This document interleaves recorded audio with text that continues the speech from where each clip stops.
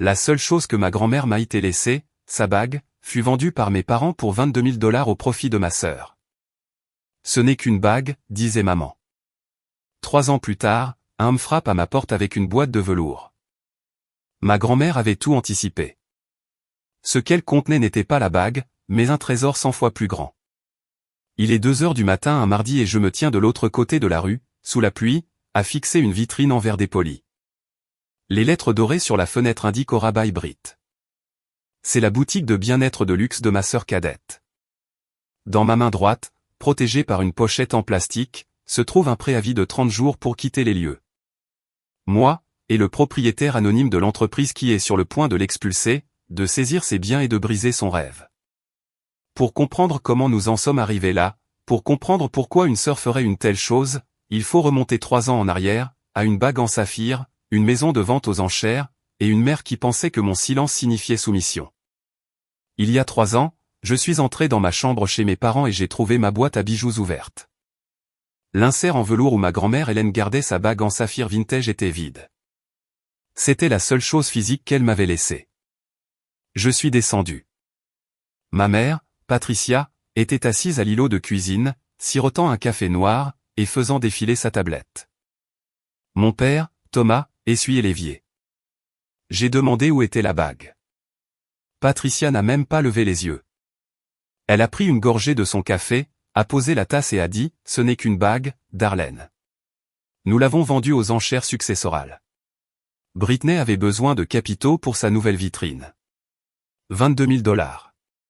C'est ce qu'ils ont obtenu pour l'héritage de ma grand-mère. Ils ont donné chaque centime à ma sœur cadette pour qu'elle puisse vendre des eaux de guérison par les cristaux aux touristes. J'ai regardé mon père. Il a détourné le regard, s'affairant avec une éponge. Il avait passé toute mon enfance à cacher des relevés bancaires et à esquiver les créanciers. Toujours à sortir Britney du pétrin, toujours à s'attendre à ce que je me débrouille seul. Je me suis souvenu de ce que ma grand-mère m'avait dit l'été avant de mourir. Elle avait dit, « Regarde ce que les gens font quand ils pensent que tu n'as rien à leur offrir. C'est ainsi qu'ils sont vraiment. » Je n'ai pas crié. Je n'ai pas jeté d'assiette. Je suis monté, j'ai fait 2 valises et j'ai déménagé. J'ai passé les 3 années suivantes à construire une vie à laquelle il n'avait pas accès. Je suis devenu responsable des opérations dans un complexe de luxe à Maui. J'ai changé de numéro. J'ai imposé un silence strict. Il pensait que mon silence était une capitulation. Il pensait avoir gagné. Puis mardi dernier, la sonnette a retenti à mon appartement sécurisé d'Honolulu. J'ai vérifié la caméra. Un homme âgé en costume gris sur mesure se tenait dans le couloir. Il tenait une petite boîte en velours bleu marine délavée. Je connaissais cette boîte. Elle reposait sur ma commode. J'ai ouvert la porte. Il s'est présenté comme Elias Thorne, un avocat spécialisé dans les successions. Il m'a tendu la boîte et a dit « Votre grand-mère avait prévu cela. » Mais quand j'ai ouvert le couvercle, la bague en saphir n'était pas à l'intérieur. Ce qui reposait sur la doublure en soie valait 100 fois plus. Et c'était l'arme exacte dont j'avais besoin pour déchirer le monde de mes parents. Je me tenais dans l'embrasure de mon appartement, fixant la boîte en velours bleu marine délavée reposant en toute sécurité dans la paume d'Elias Thorne. Les lumières tamisées du couloir projetaient une longue ombre derrière sa grande silhouette. Il n'avait pas l'air d'un homme qui prononce des excuses creuses. Il avait l'air d'un homme qui rend des verdicts définitifs. Son costume gris sur mesure était impeccable, sa posture rigide, ses yeux vifs et analytiques derrière de fines lunettes à monture métallique. Il a tendu la petite boîte de quelques centimètres, attendant patiemment que je la prenne. Le matériau de velours était visiblement usé au coin, portant l'empreinte distincte de décennies d'utilisation attentive. Il sentait légèrement la lavande et le vieux papier, une odeur distincte qui m'a instantanément ramené dans le temps, directement dans le salon humide de ma défunte grand-mère. Je n'ai pas tout de suite pris la boîte en velours. Mon esprit a parcouru une douzaine de scénarios frénétiques, dont aucun n'avait de sens logique. Mes parents avaient mis aux enchères cette boîte spécifique et la précieuse bague en saphir qu'elle contenait il y a exactement 3 ans. Je connaissais ce fait douloureux parce que j'avais vu l'annonce officielle sur le site web de la maison de vente aux enchères le matin après avoir quitté leur maison. J'avais vu l'enchère numérique se clôturer à exactement 22 000 $. J'avais vu ma sœur Britney publier une photo de célébration sur Instagram la semaine suivante, tenant un chèque géant surdimensionné devant une vitrine louée à Waikiki, se vantant bruyamment de son nouveau capital d'amorçage. Elias s'est éclairci la gorge, un son grave et poli qui m'a ramené au moment présent. Il est entré alors que je m'écartais, lui permettant d'entrer dans mon salon. Il a posé sa lourde mallette en cuir sur le comptoir de cuisine en granit, mais a gardé la boîte en velours fermement dans ses mains. « J'imagine que vous êtes confuse en ce moment », a dit Elias, sa voix douce et incroyablement mesurée. « Je m'appelle Elias Thorne. J'étais l'avocat principal de votre grand-mère, Hélène, pour les 15 dernières années de sa vie. Je suis également l'homme anonyme qui a acheté cette boîte exacte lors de la vente aux enchères successorales il y a 36 mois. J'ai croisé fermement les bras sur ma poitrine, ressentant une chute soudaine de température dans la pièce. Pourquoi l'auriez-vous acheté ? Parce que j'en ai reçu l'instruction explicite, a répondu Elias. Il a déboutonné sa veste de costume et m'a tendu la boîte en velours. Je l'ai prise lentement. Elle semblait nettement plus lourde que dans mes souvenirs d'enfance. Votre grand-mère était une femme très observatrice, Darlene. Elle savait exactement qui étaient vos parents à huis clos. Elle savait que votre père avait un long historique d'erreurs financières imprudentes et que votre mère le soutenait aveuglément. Elle savait aussi qu'il favorisait votre sœur cadette à un point destructeur. Hélène soupçonnait qu'au moment de son décès, Thomas et Patricia liquideraient tout ce qu'ils pourraient pour financer les caprices coûteux de Britney. J'ai passé mon pouce sur le couvercle en velours usé, sentant le tissu effiloché. Alors, elle vous a dit de racheter sa bague. Pas exactement, a dit Elias, appuyé contre le comptoir de granit frais. La bague en saphir était un beau bijou vintage, mais dans l'ensemble de son patrimoine total, c'était un actif superficiel. Hélène l'a utilisé comme un piège. Elle a créé une fiducie aveugle sécurisée avant sa mort. Les instructions légales étaient incroyablement strictes. Je devais conserver la fiducie jusqu'à votre 29e anniversaire ou jusqu'à ce que vos parents volent l'héritage qui vous était destiné, selon l'événement qui se produirait en premier. Mon souffle s'est coupé brusquement dans ma gorge. J'ai regardé la boîte en velours, puis l'avocat. Un piège. Oui, a hoché la tête Elias lentement. Elle a intentionnellement laissé la bague en saphir à découvert, désignée comme la vôtre dans un document séparé, beaucoup moins sécurisé, qu'elle savait que vos parents fouineurs trouveraient. Elle voulait les tester. S'il respectait ses souhaits et vous donnait le bijou, la fiducie aveugle arriverait naturellement à maturité à votre 29e anniversaire. Mais s'il la vendait, l'annonce de la vente aux enchères publiques elle-même servirait de preuve légale indéniable de leur vol. Leur cupidité a activé une clause d'accélération immédiate. La seconde où le marteau de l'enchère est tombé à 22 000 $, la fiducie aveugle s'est débloquée, vous désignant comme l'unique bénéficiaire légal de son véritable héritage caché. Ma main a commencé à trembler légèrement, trahissant ma façade calme. J'ai appuyé mon pouce contre le fermoir en laiton frais de la boîte. Qu'y a-t-il ici, Elias ? Où est la bague ? J'ai rendu la bague aux biens généraux de la succession pour couvrir mes frais juridiques en cours, a-t-il dit simplement. Ouvrez la boîte, Darlene. J'ai fait sauter le fermoir en laiton. Le couvercle est tombé en arrière en douceur. La doublure en soie blanche à l'intérieur était jaunie par l'âge. Au centre ne reposait pas une pierre précieuse bleue étincelante. Au lieu de cela, il y avait un lourd trousseau de clés en laiton antique sur un épais anneau d'acier, posé directement sur un morceau de parchemin épais, filigrané, soigneusement plié. J'ai pris les lourdes clés. Elles ont teinté l'une contre l'autre, produisant un son métallique solide qui portait un poids et une permanence immense. Je les ai posées sur le comptoir et j'ai saisi le parchemin plié. Je l'ai déplié avec précaution, lissant les plis. C'était un acte de propriété commerciale. Il était correctement notarié, estampillé et officiellement déposé auprès de l'État d'Hawaï. J'ai parcouru le jargon juridique dense, mes yeux fuyant le texte standard, jusqu'à ce que j'atteigne la description spécifique de la propriété. C'était une parcelle immobilière commerciale située directement sur Kalakaua Avenue, au cœur même du quartier commerçant de luxe de Waikiki. J'ai regardé la valeur officielle estimée imprimée près de la marge inférieure de la page. 2,2 millions de $. J'ai relu le grand nombre. Puis je l'ai lu une troisième fois pour être sûr. Mon cœur battait contre mes côtes comme un oiseau piégé essayant de s'échapper.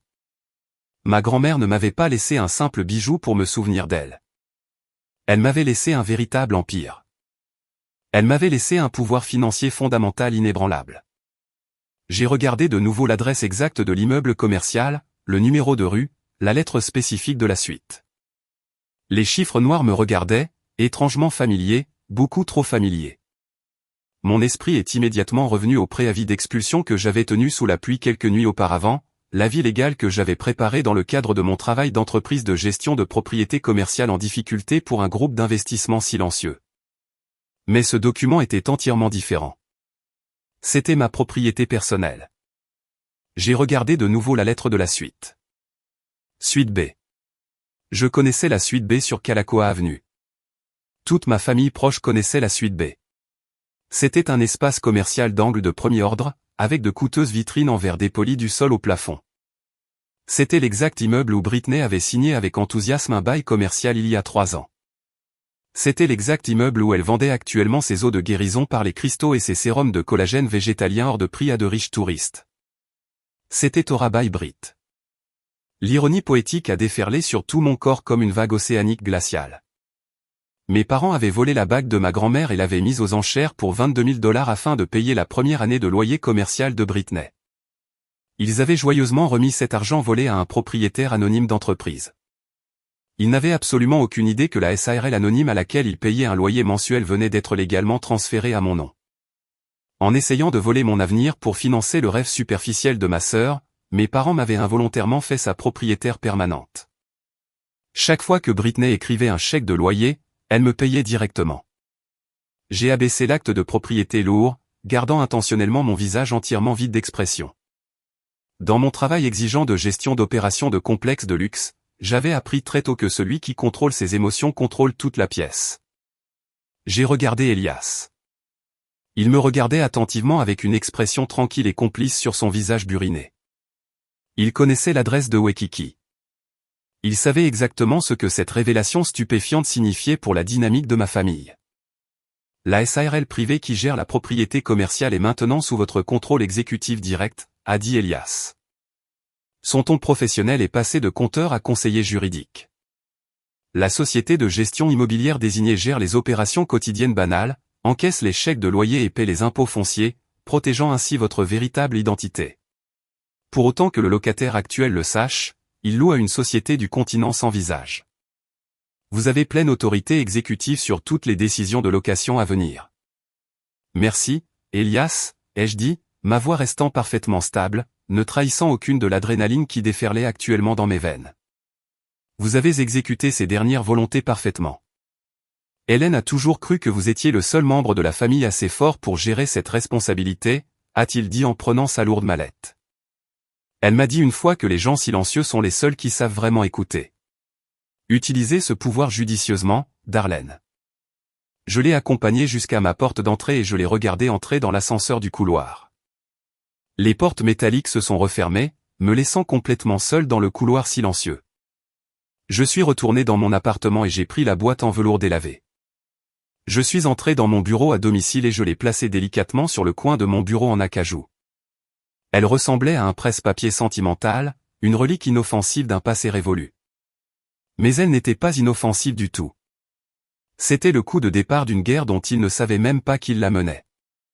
Je me suis assise sur ma chaise de bureau en cuir et j'ai démarré mon ordinateur portable. Je ne voulais pas expulser ma sœur tout de suite. Une expulsion immédiate était trop rapide. L'expulsion était beaucoup trop facile. Si je la mettais à la rue demain matin, mes parents joueraient simplement les victimes innocentes et se démèneraient pour trouver un autre moyen manipulateur de la tirer d'affaire. Je voulais voir exactement à quel point la pourriture financière était profonde. Je voulais m'asseoir et les regarder creuser leur propre tombe. Je me suis connecté au portail sécurisé de gestion immobilière en utilisant les identifiants administratifs qu'Elias avait fournis sur une clé USB cryptée distincte. J'ai navigué dans les menus jusqu'au grand livre des locataires spécifiques à la suite B. J'ai consulté l'historique financier complet d'Aura by Brit. L'écran lumineux s'est chargé, affichant des rangées de données numériques. J'ai examiné la colonne de l'historique des paiements. La boutique de bien-être de luxe de ma sœur saignait financièrement. Le grand livre rouge montrait qu'elle avait été gravement à court de loyer pendant les 3 derniers mois consécutifs. Son bail commercial avait en fait expiré en février. Elle opérait actuellement sous un statut d'occupation mensuelle très précaire, ne tenant qu'à un fil qui s'effilochait rapidement. Le piège était parfaitement tendu. Tout ce que j'avais à faire, c'était d'attendre. Le soleil du milieu de matinée se reflétait durement sur l'océan Pacifique alors que je roulais sur Kalakaua Avenue. Waikiki était déjà bondé de touristes, leurs épaules brûlées par le soleil frôlant les coûteux étalages de détail. J'ai garé ma voiture dans un garage payant de l'autre côté de la rue de la Suite B et j'ai baissé la vitre. La brise océanique sentait le sel et l'huile de noix de coco. Je ne suis pas sorti. Je suis resté sur le siège du conducteur et j'ai observé mon actif de 2,2 millions de dollars à une distance sûre. Orabai Brit occupait un emplacement d'angle de premier choix, avec des vitrines en verre dépoli du sol au plafond qui captaient magnifiquement la lumière naturelle. Mais sous l'esthétique polie, la pourriture opérationnelle était évidente pour quiconque était formé à regarder. Dans ma vie quotidienne, en gérant des complexes de luxe à Maui, j'évaluais les marges bénéficiaires et l'affluence des clients avant le petit déjeuner. Je savais à quoi ressemblait une entreprise prospère. C'était un navire en perdition.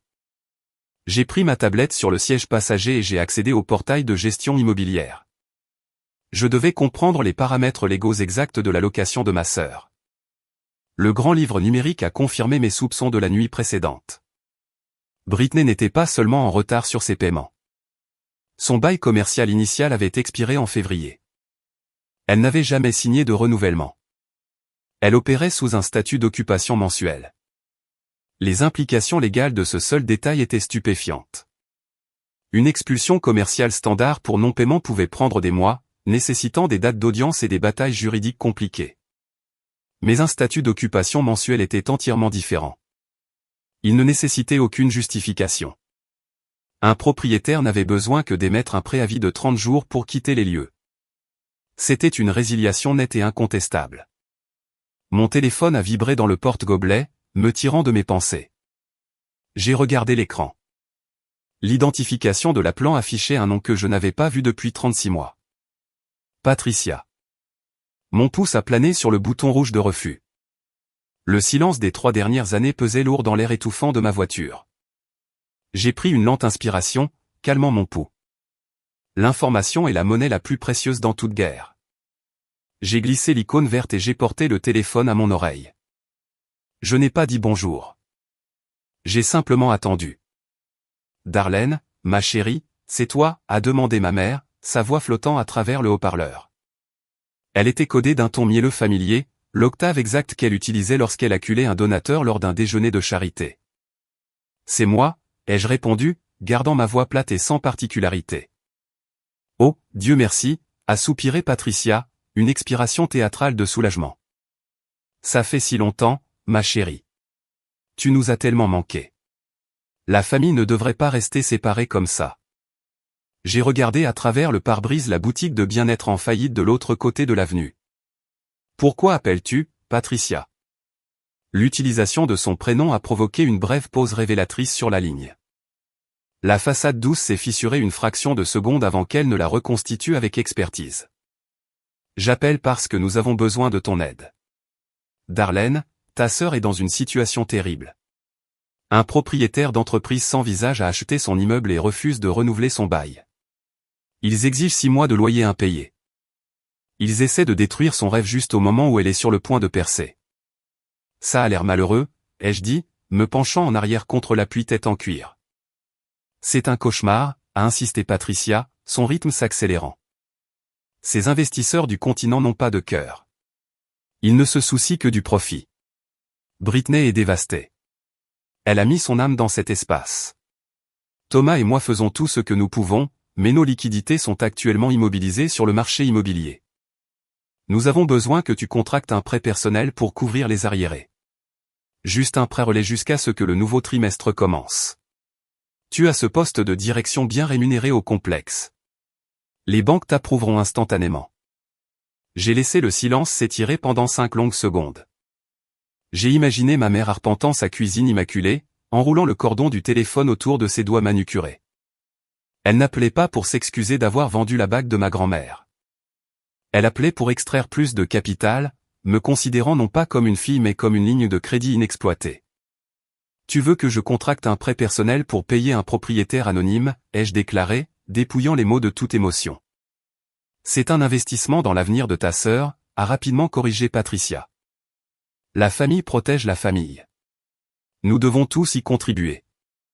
Mon crédit est actuellement bloqué, ai-je menti sans hésitation. Je suis en pleine restructuration de mon propre portefeuille. Je ne peux pas autoriser un nouveau prêt. Darlene, s'il te plaît. Sa voix s'est aiguisée, la panique sous-jacente transparaissant sous le glaçage sucré. Tu ne comprends pas l'urgence. Si elle perd cette suite d'angles, la marque perd son ancrage à Waikiki. Nous perdrons tout ce que nous avons investi.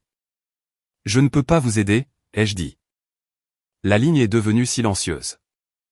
Elle n'a pas dit au revoir. Elle n'a pas faim d'affection maternelle une fois que l'extraction financière a échoué. La tonalité a bourdonné à mon oreille, un son creux qui correspondait au vide de notre relation. J'ai posé le téléphone. La situation était maintenant claire comme de l'eau de roche. Mes parents étaient en train de couler. Ils avaient versé les 22 000 $ volés dans un puits sans fond. Et maintenant, les murs s'effondraient. En refusant de financer leur délire, je les avais forcés à agir. Les gens désespérés font des erreurs imprudentes, et l'appel téléphonique frénétique de Patricia m'a dit qu'il n'avait plus d'option légitime. J'ai ouvert mon client de messagerie sur la tablette et j'ai rédigé un message court et concis à Elias Thorne. Je lui ai demandé de rédiger le préavis formel de 30 jours pour la suite B.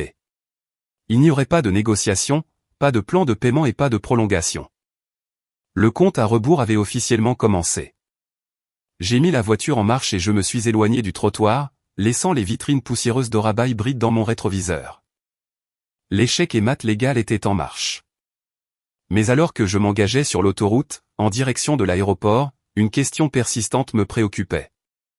Patricia avait mentionné que leur liquidité était immobilisée, ce qui, je le savais, était un mensonge. Mon père était trop impatient pour les investissements à long terme. S'il ne pouvait pas me manipuler pour obtenir un prêt, il chercherait des fonds ailleurs. L'épouse de mon frère Léo, Maya, travaillait dans la conformité bancaire au centre-ville d'Honolulu. Si mes parents tentaient quoi que ce soit d'illicite pour sauver leur enfant chéri, Maya serait la première ligne de défense. Je devais parler à ma belle-sœur immédiatement. Le vrai danger commençait à apparaître. Le café du centre-ville d'Honolulu était modeste. Niché entre une tour d'entreprise et un parking en béton. C'était le type exact d'établissement où des accords lucratifs étaient examinés et des secrets dangereux échangés autour d'un expresso amer. Je suis arrivé 10 minutes en avance et j'ai choisi une banquette d'angle face à l'entrée. Maya a franchi la porte vitrée exactement à l'heure. Ma belle-sœur était une présence formidable, une femme afro-américaine en costume impeccable et un regard qui ne manquait rien. Elle travaillait comme responsable de la conformité senior dans l'une des plus grandes institutions financières de l'île. Elle avait épousé mon frère aîné, Léo, il y a 7 ans, et elle était le seul membre de ma famille élargie dont je respectais sincèrement l'intellect. Elle voyait clair à travers Patricia et sa façade de club de campagne soigneusement élaborée. Maya s'est assise en face de moi, posant un élégant sac fourre-tout en cuir sur la table en bois. Elle ne s'est pas souciée des salutations ou des petites discussions. Elle a commandé un thé noir au serveur qui passait, a attendu qu'il soit hors de portée de voix et a fouillé dans son sac. J'ai dit à Léo de ne pas s'en mêler, a commencé Maya, sa voix basse est remarquablement stable. Il a de bonnes intentions, mais ses parents ont encore trop d'emprise émotionnelle sur lui. Vous, cependant, n'avez pas cette vulnérabilité spécifique. C'est pourquoi je vous ai appelé directement.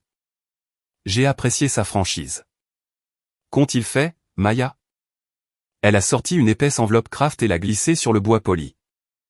Il y a 2 jours, un drapeau de sécurité automatisé a été déclenché dans notre système de traitement central. J'ai placé une alerte de haut niveau silencieuse sur votre numéro de sécurité sociale il y a 3 ans, juste après que vous ayez quitté leur maison. Je savais que Thomas avait l'habitude notoire de brouiller les lignes avec l'argent de la famille. Je voulais m'assurer que vos comptes professionnels restaient isolés de ces entreprises chaotiques. J'ai regardé l'enveloppe simple. Mon père avait toujours été insouciant, mais il n'avait jamais tenté d'assaut direct sur mes finances principales. J'ai ouvert le rabat et j'ai extrait une pile de documents imprimés. La page du haut comportait un en-tête juridique proéminent. C'était une procuration générale et durable, accordant à Thomas un contrôle exécutif complet sur l'ensemble de mon portefeuille financier, y compris mes comptes courants, mes comptes d'épargne et mes fonds d'investissement séparés. J'ai examiné la ligne de signature, une représentation numérique de mon nom se trouvait parfaitement sur la ligne pointillée, authentifié par un service de notaire en ligne basé dans un fuseau horaire différent. Il n'est pas entré dans une agence physique, a expliqué Maya, observant mes yeux suivre les signatures frauduleuses. Cela aurait nécessité une vérification en personne, ce qu'il savait qu'il ne pouvait pas falsifier.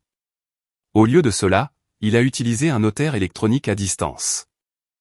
Il a téléchargé une copie numérisée de votre ancien permis de conduire, probablement un scan qu'il conservait sur son disque dur depuis votre adolescence, et a fourni une signature numérique falsifiée.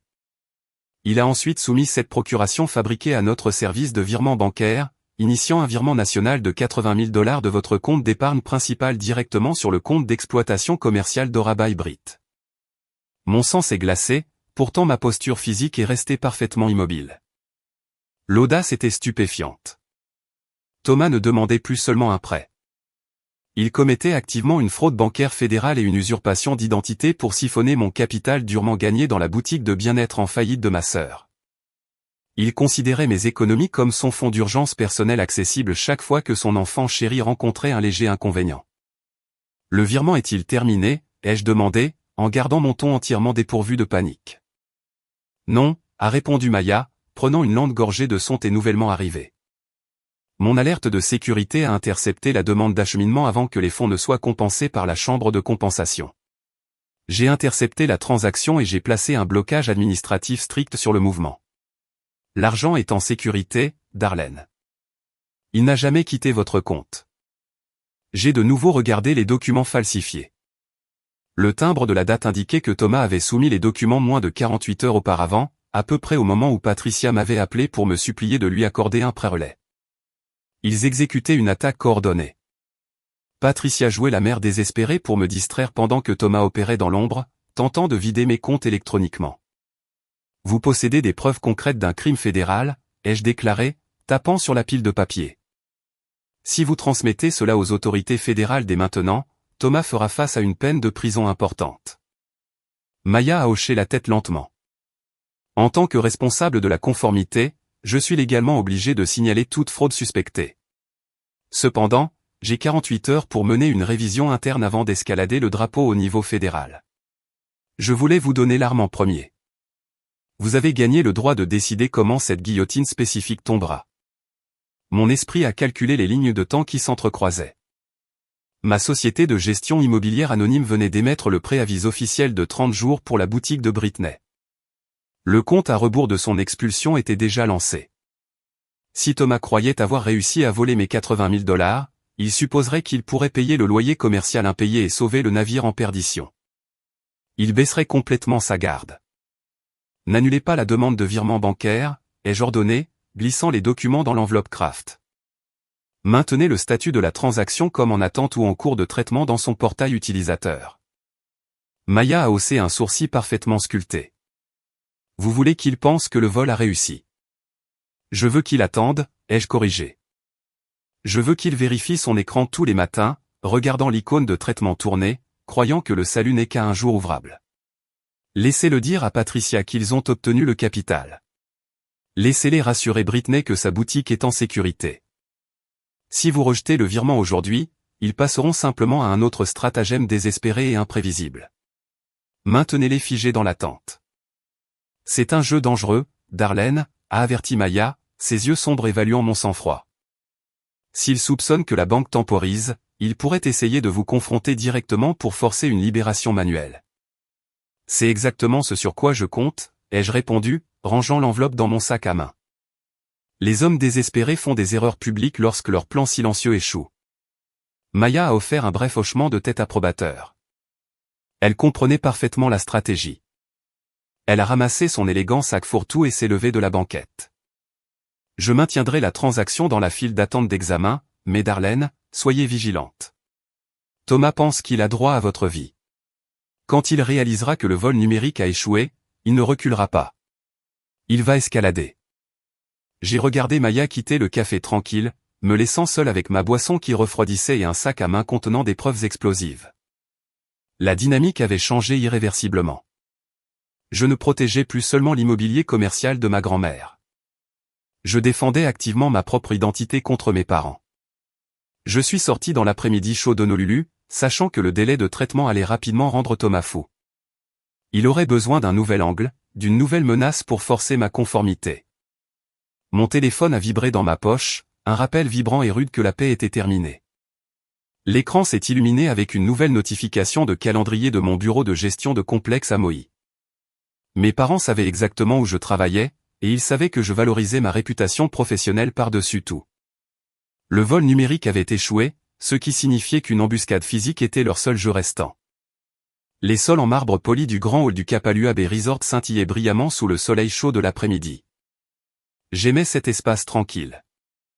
J'avais passé les 3 dernières années à orchestrer son fonctionnement impeccable.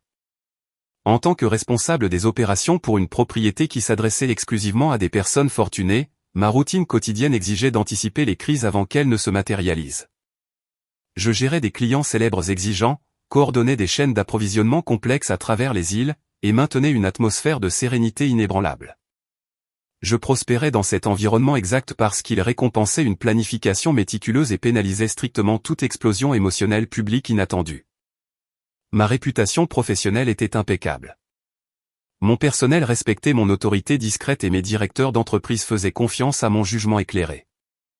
Je révisais actuellement un calendrier de banquet finalisé près de la réception lorsque les portes d'entrée en verse sont ouvertes, brisant la paix soigneusement cultivée de mon sanctuaire.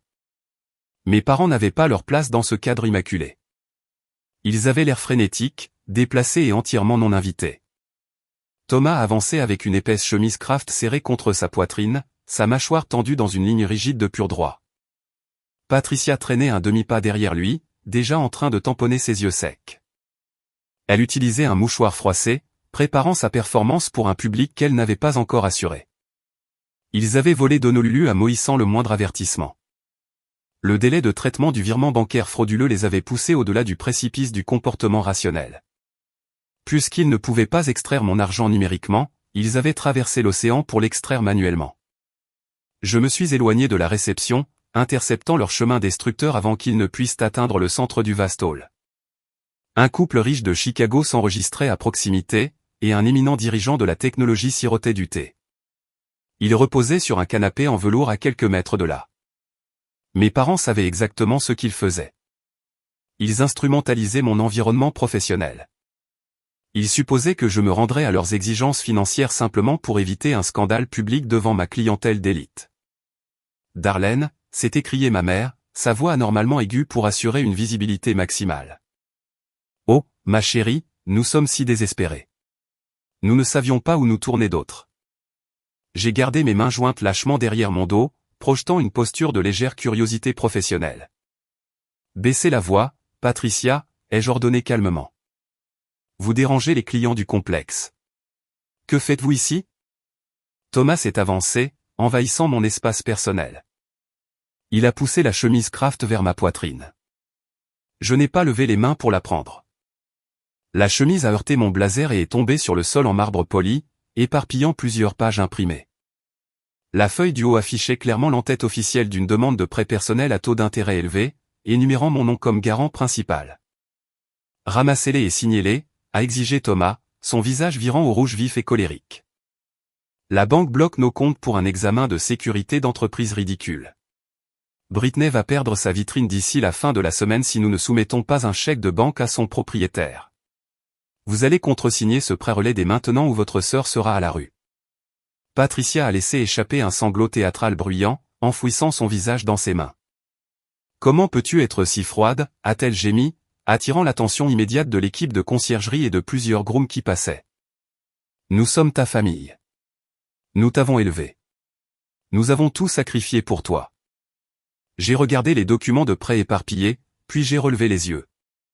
J'ai fixé les yeux furieux de mon père. J'ai pensé à la signature numérique falsifiée qui se trouvait dans la file d'attente de conformité de Maya. J'ai pensé à la bague en saphir de $22,000 qu'ils avaient mise en gage sans la moindre hésitation. Ils se tenaient dans mon hall immaculé, exigeant que je mette à profit mon crédit durement gagné pour sauver l'exact espace commercial que je possédais secrètement, utilisant une crise qu'ils avaient fabriquée pour justifier leur extorsion. Je ne signe rien, ai-je déclaré, ma voix baissant à un volume de conversation bas qui l'a forcé à se pencher pour m'entendre. Vous avez volé vers la mauvaise île, Thomas. Je vous suggère de ramasser vos déchets de mon sol et de quitter ma propriété avant que je ne vous fasse expulser. Les veines de son cou ont gonflé. Sa tentative d'humiliation publique avait échoué, alors il a viré à l'extorsion directe. Si tu nous abandonnes, a-t-il sifflé, se penchant plus près pour que seul moi puisse entendre le venin dans son ton, je détruirai tout ce que tu as construit ici. Penses-tu que ces riches directeurs d'hôtels veulent une cadre supérieure accusée de maltraitance envers les personnes âgées? Je n'ai pas cligné des yeux. J'ai gardé ma respiration lente et régulière. Maltraitance envers les personnes âgées? Oui, a souri Thomas, une expression sombre et triomphante s'étalant sur son visage. L'esprit d'Hélène défaillait pendant ces derniers mois. Tout le monde le savait. Tu l'as isolée. Tu l'as forcée à nous exclure de l'héritage. Tu as manipulé une femme mourante pour voler nos biens légitimes. Au moment où mes avocats auront fini de déposer les poursuites civiles, tous les cadres de l'hôtellerie à Hawaï te connaîtront comme une opportuniste prédatrice. Ta carrière impeccable sera terminée. Darlene, signe le prêt, et je me tais. La menace a plané dans la brise fraîche et climatisée. C'était un mensonge terrifiant et brillant. Une poursuite civile très médiatisée alléguant la maltraitance des personnes âgées déclencherait une enquête d'entreprise immédiate. Même si je gagnais la bataille juridique, la simple proximité d'un scandale impliquant l'exploitation financière ferait de moi une responsabilité pour la marque de complexe de luxe. Il menaçait de réduire en cendres tout mon sanctuaire. J'ai regardé le directeur de la sécurité du complexe, un ancien officier de police militaire nommé David, qui avait observé discrètement l'altercation près du poste de voiturier. Je lui ai fait un subtil signe de tête préétabli. David s'est déplacé rapidement à travers le hall, flanqué de 2 gardes aux larges épaules. Escorté immédiatement ces 2 individus perturbateurs hors de l'enceinte du complexe, ai-je dit à David avec calme. Ils sont désormais définitivement interdits sur toute la propriété. Thomas a ouvert la bouche pour crier de fortes menaces, mais David lui a fermement saisi le bras, le dirigeant rapidement vers la sortie. Patricia a trébuché maladroitement derrière eux, ses fausses larmes disparaissant instantanément. Je les ai regardés disparaître à travers les portes vitrées. La menace d'une poursuite fabriquée était une escalade dangereuse. Je ne pouvais plus simplement attendre que l'expulsion soit finalisée. J'avais besoin d'une arme indéniable, irréfutable pour anéantir son récit. J'ai terminé ma longue journée de travail en sachant que la réponse exacte reposait dans une boîte en velours délavé posée tranquillement sur mon bureau.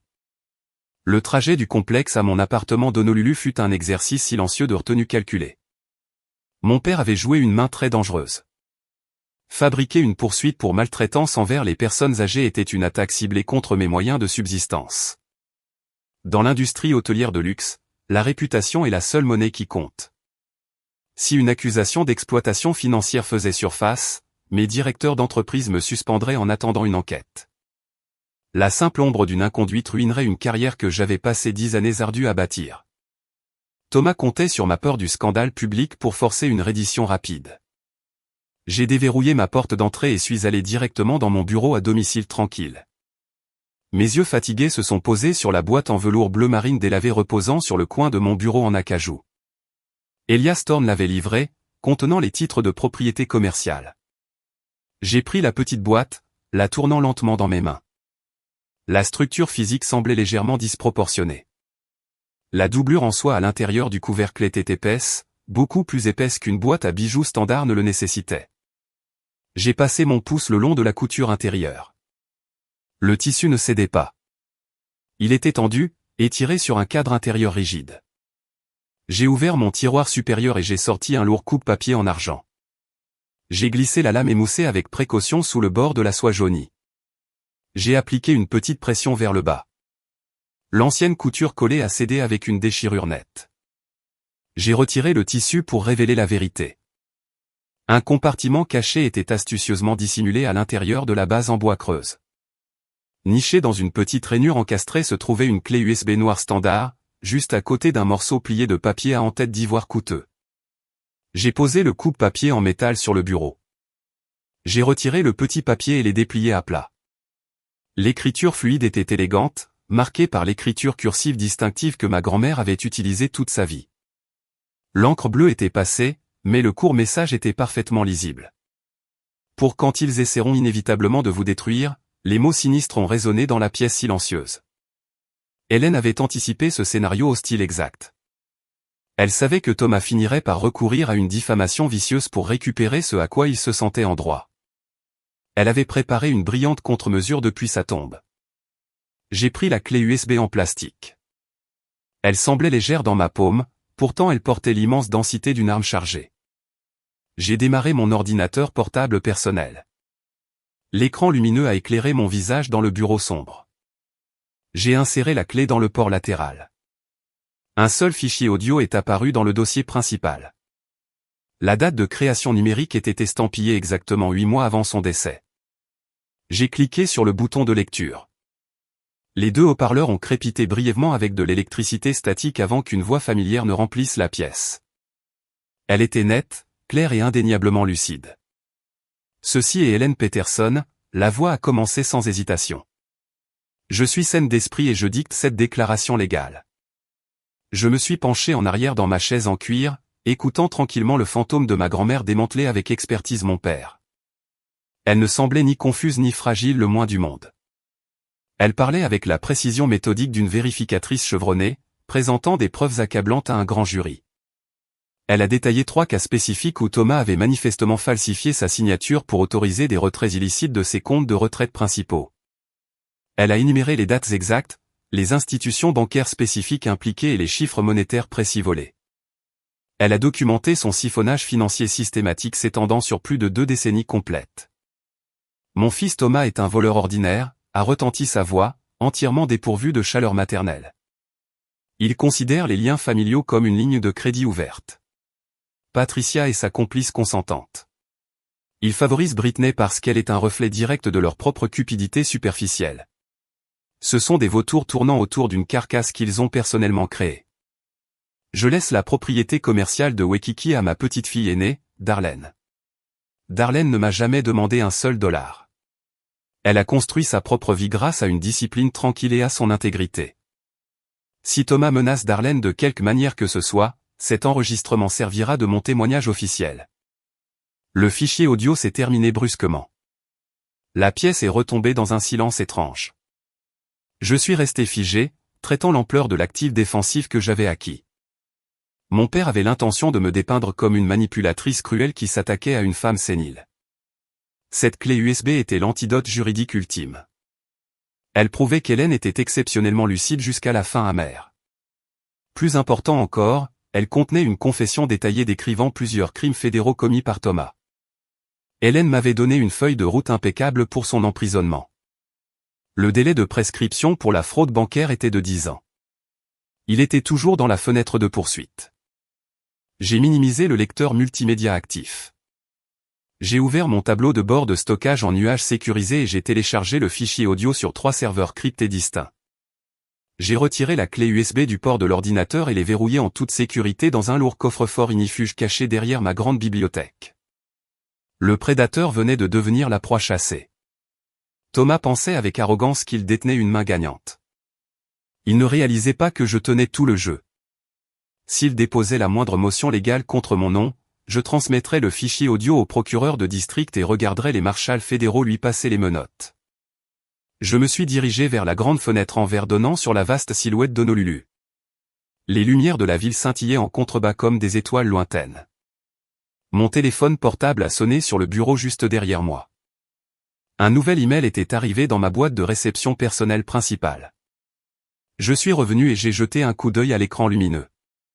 Le nom de l'expéditeur était Patricia. La ligne d'objet indiquait « Dîner de réconciliation familiale ». Le message était inhabituellement court, excessivement poli et dégoulinant d'une douceur artificielle. Elle me demandait formellement de les rejoindre pour un repas privé dans un restaurant de fruits de mer exclusif du centre-ville afin de discuter d'une résolution pacifique concernant la vitrine de Britney.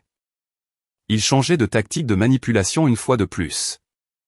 L'embuscade forcée au complexe avait lamentablement échoué, alors il passait à une fausse diplomatie. Je savais que c'était un autre piège soigneusement orchestré conçu pour m'exploiter. Ils avaient probablement découvert ma connexion cachée à la société de gestion immobilière. Ils avaient finalement réalisé que le préavis d'expulsion était légitime, et ils avaient désespérément besoin d'un moyen de me contraindre à céder le bâtiment lucratif à leur enfant chéri. J'ai cliqué sur le bouton de réponse. J'ai tapé une seule phrase courte acceptant l'invitation à dîner. J'allais me diriger droit dans leur embuscade et les regarder négocier aveuglément une reddition pendant que je détenais secrètement le pouvoir légal absolu de détruire toute leur vie. Le restaurant de fruits de mer haut de gamme du centre-ville d'Honolulu était réputé pour ses vues panoramiques sur l'océan et ses prix exorbitants. C'était un établissement conçu pour intimider la classe moyenne et réconforter l'élite. Je suis arrivé précisément à 19h, quittant l'air chaud pour entrer dans le foyer fortement climatisé. Je n'étais pas seul. Maya marchait tranquillement à mes côtés. Elle portait un blazer anthracite sur mesure qui criait l'autorité corporative. En tant que responsable de la conformité bancaire senior, elle passait ses journées à démanteler des fraudes financières complexes. Elle était le soutien silencieux parfait pour un dîner formel entièrement orchestré autour de la tromperie et de la manipulation. L'hôtesse nous a guidés au-delà de la salle à manger principale bondée vers une salle privée isolée près de l'arrière. Les doubles portes en acajou étaient légèrement entrebâillées. Je pouvais facilement entendre le rire fort et nerveux de Patricia résonner sur les boiseries coûteuses. J'ai pris une profonde inspiration, verrouillant mentalement mes émotions dans un coffre-fort sécurisé. Je devais maintenir un contrôle strict sur mes expressions faciales. Maya m'a fait un seul signe de tête affirmatif. Nous avons poussé les portes et sommes entrés dans l'espace faiblement éclairé. Thomas et Patricia étaient assis d'un côté d'une longue table en bois poli. Britney était assise entre eux, l'air inhabituellement silencieuse. Ma sœur portait une robe de soirée en soie de créateur qui coûtait probablement plus que son loyer commercial mensuel. Ses yeux se sont posés nerveusement sur Maya. Mes parents n'avaient clairement pas anticipé d'invité surprise. Thomas a froncé les sourcils, sa mâchoire se crispant instantanément. Patricia a retrouvé son calme avec une rapidité exercée. Elle s'est levée, lissant doucement sa jupe et offrant un sourire radieux, entièrement frauduleux. Darlene, a-t-elle roucoulé, sa voix résonnant dans la pièce silencieuse. Nous sommes tellement ravis que tu aies décidé de te joindre à nous ce soir. Et Maya, quelle agréable surprise de vous voir. S'il vous plaît, asseyez-vous toutes les deux pour que nous puissions enfin parler. Nous nous sommes assises en face d'eux. Un serveur silencieux est immédiatement apparu pour verser de l'eau pétillante, mais Thomas l'a congédié d'un geste de la main. Les fausses amabilités ont disparu dès que la lourde porte s'est refermée. Il n'a pas pris la peine de me demander comment s'était passée ma journée ou ma carrière. Il a fouillé dans sa mallette en cuir posée au sol et en a sorti un épais document juridique. Il l'a glissé sur la table lisse. Il s'est arrêté à quelques centimètres de mon grand verre d'eau. L'entête en gras indiquait « Contrat de partenariat commercial ». Le papier épais semblait lourd, chargé d'intentions désespérées. Je ne l'ai pas touché. J'ai simplement fixé l'encre. Allez-y, lisez-le, a instruit Thomas, se penchant en arrière sur sa chaise avec une posture d'une arrogance pure. Nous avons fait des recherches approfondies cette semaine, Darlene. Nous avons engagé un détective privé pour enquêter sur l'entité corporative qui tentait d'expulser votre sœur. Imaginez notre surprise totale lorsque nous avons découvert votre nom listé comme directeur exécutif principal de la société holding gérant la propriété de Waikiki. Vous possédez le bâtiment. Vous avez secrètement agi en tant que sa propriétaire tout ce temps. Patricia a haleté doucement, jouant son rôle dans cette production théâtrale à la perfection. Comment as-tu pu garder un secret aussi immense? Britney a croisé les bras, me fusillant du regard de l'autre côté de la table coûteuse. Tu essaies de ruiner ma vie exprès, a-t-elle claqué, sa voix tremblante d'une colère vertueuse déplacée. Tu as toujours détesté me voir réussir. J'ai ignoré son accès de colère enfantin. J'ai gardé mon regard fixé fermement sur Thomas. Vous voulez que je lui cède le bâtiment, ai-je déclaré, retirant toute intonation de ma voix. Pas entièrement, a corrigé Thomas en douceur. Nous vous offrons un partenariat formel. Vous transférez l'acte de propriété commerciale à la Britney Holding Company. En échange, vous recevez 5% de tous les bénéfices nets futurs de la boutique. 5%, ai-je répété platement. Patricia s'est penchée en avant, posant ses mains manucurées sur la table. C'est une offre très généreuse, ma chérie. Tu n'as aucune expérience dans la gestion d'une marque de détail. Nous avons une équipe d'avocats d'entreprise impitoyable sous contrat en ce moment. Si tu refuses cette offre de paix, ils sont entièrement préparés à écraser ta société holding anonyme devant un tribunal civil.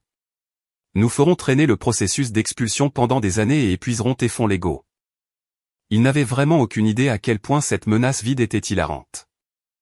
L'ironie dramatique pure était si puissante que j'ai presque souri visiblement. Il menaçait de poursuivre la même entité qui détenait le droit légal solide et incontestable de les expulser en moins de 3 semaines. Il croyait vraiment qu'il détenait une main gagnante en raison de la procuration falsifiée qui se trouvait actuellement dans ma file d'attente de traitement. Il pensait que j'étais piégé. J'ai regardé Maya. Son visage est resté un masque parfait et illisible. Elle observait silencieusement leur tactique d'extorsion classique. Si je rejetais le terrible contrat d'emblée, Thomas paniquerait et intensifierait ses attaques prématurément. J'avais besoin qu'il soit docile. Je devais employer une fausse piste convaincante ce soir pour gagner du temps. J'ai pris l'accord de partenariat et j'ai feuilleté les premières pages. J'ai fait semblant d'examiner attentivement les termes juridiques absurdes. 5% est une insulte, ai-je dit, en maintenant un ton froid et avide. Si vous voulez que je cède une propriété immobilière de premier ordre à Waikiki, j'exige un minimum de 15% de participation dans la marque de bien-être. De plus, je ne signerai aucun document de transfert tant que je n'aurai pas un accès complet au registre financier de la boutique. Je dois vérifier moi-même les revenus bruts et les dépenses d'exploitation. Je n'investirai pas aveuglément dans une entreprise de détail locale en faillite. La réaction a été instantanée. Thomas et Patricia ont échangé un regard rapide et triomphant. Leurs épaules rigides se sont visiblement détendues. Ils ont supposé que ma contre-offre signifiait que j'étais facilement acheté. Ils croyaient que ma seule motivation était une cupidité mesquine, reflétant entièrement leur propre valeur superficielle. En demandant une plus grande part d'un gâteau sans valeur, j'avais validé en toute sécurité leur vision du monde profondément erronée. Ils pensaient avoir réussi à soudoyer le gardien. 15% est une exigence élevée, a dit Thomas, masquant mal son immense soulagement interne. Mais compte tenu des circonstances, nous pouvons nous accommoder de cette révision. Nous vous enverrons les registres financiers demain matin. J'ai remis le contrat sur la table en acajou poli et je me suis levé. Je n'ai pas offert de poignée de main ni de faux sourires. Maya s'est levée à côté de moi, ramassant son sac fourre-tout en cuir. Envoyez les registres directement à mon adresse email personnelle, ai-je instruit, regardant ma sœur désemparée. Si je trouve les chiffres acceptables, je demanderai à mon avocat d'examiner le contrat révisé. D'ici là, le compte à rebours de l'expulsion continue de tourner. Passez une excellente soirée. Je me suis retourné et je suis sorti de la salle privée, les laissant piégés dans une illusion temporaire de victoire totale. Le piège était tendu. Les registres financiers numériques sont arrivés dans ma boîte de réception personnelle exactement à 9h le lendemain matin. Le nom de l'expéditeur était Britney, mais le titre du fichier joint était formaté avec la précision numérique distincte que mon père utilisait toujours pour ses documents comptables. Il tentait de présenter une version aseptisée et hautement optimisée d'Ora by Brit.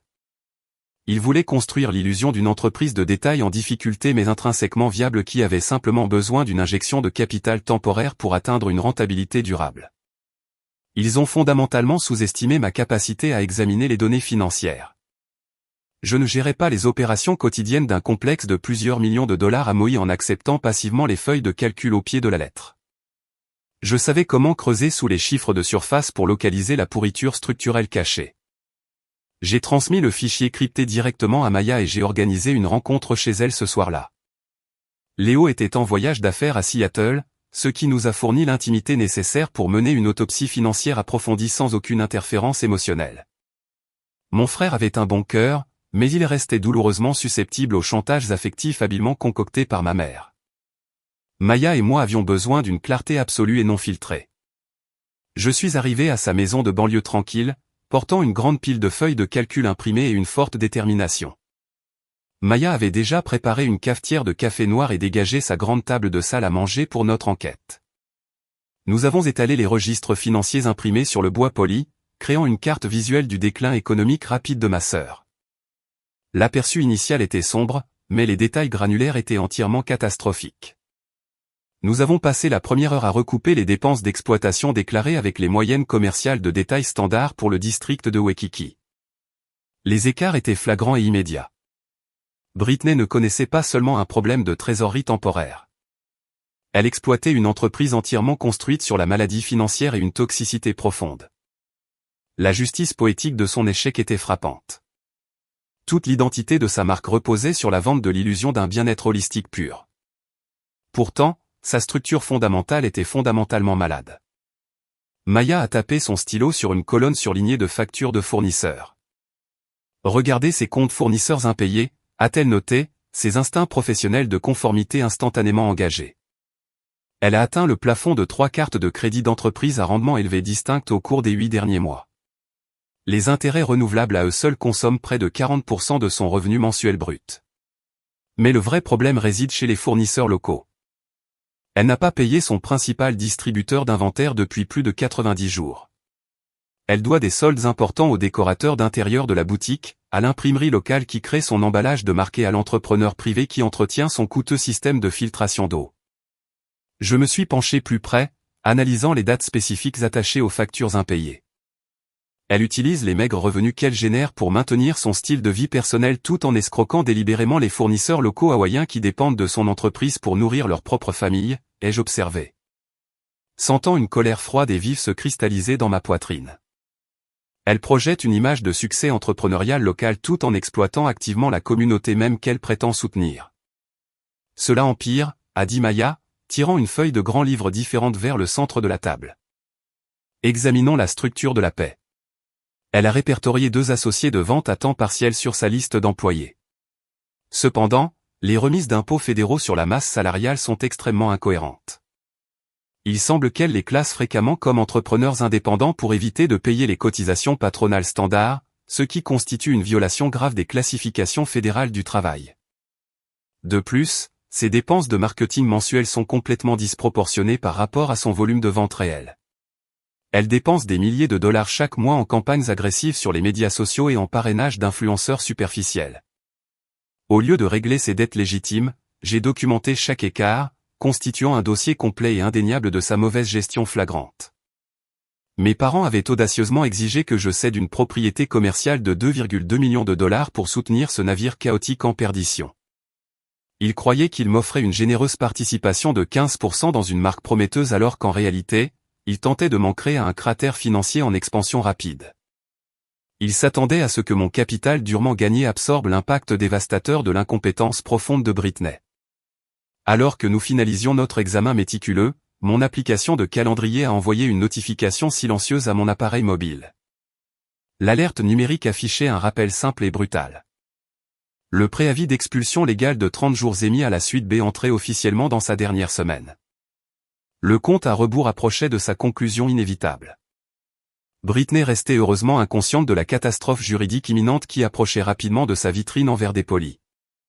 Elle était entièrement concentrée sur le faux accord de partenariat, supposant que ses parents géraient habilement le problème du propriétaire d'entreprise anonyme. Elle croyait sincèrement que ces tactiques de manipulation lui avaient assuré le salut. Elle pense qu'elle a gagné, ai-je dit à Maya, rassemblant les feuilles de calcul annotées en une pile soignée. Elle pense que la menace d'expulsion est neutralisée parce que je négocie le transfert de participation. Elle a cessé de chercher des espaces commerciaux alternatifs. Elle n'a fait aucune préparation pour quitter les lieux. Maya a offert un hochement de tête approbateur. Vous l'avez bercé dans un faux sentiment de sécurité absolue. Lorsque le shérif arrivera pour exécuter l'ordonnance de saisie, elle sera entièrement impréparée à gérer le choc logistique. Son inventaire entier, ses coûteuses installations et son esthétique soigneusement élaborée seront enfermés derrière un verre dépoli qu'elle ne contrôlera plus. J'ai placé le dossier compilé dans ma mallette en cuir. Simplement les expulser ne suffit plus. Maya, je ne veux pas seulement qu'ils sortent de mon bâtiment. Je veux que leur façade publique soit complètement démantelée afin qu'ils ne puissent plus jamais faire cette escroquerie à quelqu'un d'autre. Si je change juste les serrures discrètement, ils raconteront une histoire se présentant comme des victimes tragiques d'une corporation du continent impitoyable et sans visage. Ils lanceront des campagnes GoFundMe et utiliseront la sympathie locale pour financer leur prochaine entreprise trompeuse. Je dois exposer la pourriture sous-jacente au public exact qu'ils essaient si désespérément d'impressionner. J'ai sorti mon téléphone et j'ai ouvert un nouveau message texte adressé à Elias Thorne. L'avocat successoral était prêt, attendant ma directive finale. J'ai tapé une seule phrase décisive. Préparer l'ordonnance d'expulsion finale. J'ai appuyé sur envoyer, regardant le petit indicateur de confirmation vert s'illuminer à l'écran. L'autopsie financière m'avait fourni les munitions précises dont j'avais besoin. L'expulsion n'était plus seulement une transaction immobilière. C'était le mécanisme nécessaire pour une exécution publique. J'ai quitté la maison de Maya et je suis retourné à mon appartement. Mon esprit calculait déjà la logistique précise requise pour la confrontation à venir. Le piège était entièrement armé. Les preuves étaient méticuleusement documentées, et le compte à rebours de 30 jours était enfin épuisé. La réalité légale a percé les vitrines en verre dépoli de la suite B un mardi après-midi. Elias Thorne a exécuté ma directive avec une précision chirurgicale, dépêchant un coursier officiel pour livrer l'avertissement final de 48 heures directement au comptoir de la boutique. Jusqu'à ce moment précis, ma sœur croyait sincèrement que ses parents géraient avec succès la société holding anonyme. Elle pensait que les négociations de partenariat fabriqués avaient suspendu le compte à rebours. Le document légal net portant le sceau officiel de l'autorité du logement d'Hawaï a instantanément brisé son illusion, ne laissant aucune place à la mauvaise interprétation. La panique est un catalyseur prévisible. Lorsqu'il est acculé, un narcissique tente toujours de contrôler le récit public avant que la vérité ne fasse surface. Britney n'a pas appelé d'avocat ou de conseiller financier pour explorer les options de faillite. Au lieu de cela, elle a verrouillé la porte d'entrée de sa boutique en faillite, a installé sa coûteuse lampe annulaire et a activé l'appareil photo de son smartphone, se préparant à diffuser son chagrin fabriqué dans le monde entier. À 19h ce soir-là, la première vidéo est apparue sur TikTok. 10 minutes plus tard, une version presque identique a alimenté son fil Instagram. Je me suis assise dans mon appartement tranquille et j'ai regardé la performance se dérouler sur l'écran de ma tablette. Britney portait un pull gris simple, un contraste frappant avec sa garde-robe de créateur habituelle. Son maquillage était intentionnellement taché sous ses yeux. Elle a regardé directement l'objectif, les larmes coulant sur ses joues pâles, livrant un monologue magistral de pure victimisation, se présentant comme une martyre innocente luttant contre un système corrompu. Elle a affirmé qu'un propriétaire cupide et exploiteur tentait activement de détruire une entreprise hawaïenne de bien-être local appartenant à des femmes. Elle a raconté une histoire tragique d'investisseurs continentaux impitoyables écrasant l'entrepreneuriat autochtone. Elle a pleuré la perte de son rêve, de ses moyens de subsistance et de sa communauté dévouée. La performance était nauséeusement efficace, conçue pour déclencher une résonance émotionnelle maximale au sein de sa base de consommateurs fidèles. Cependant, Britney a commis une erreur stratégique fatale.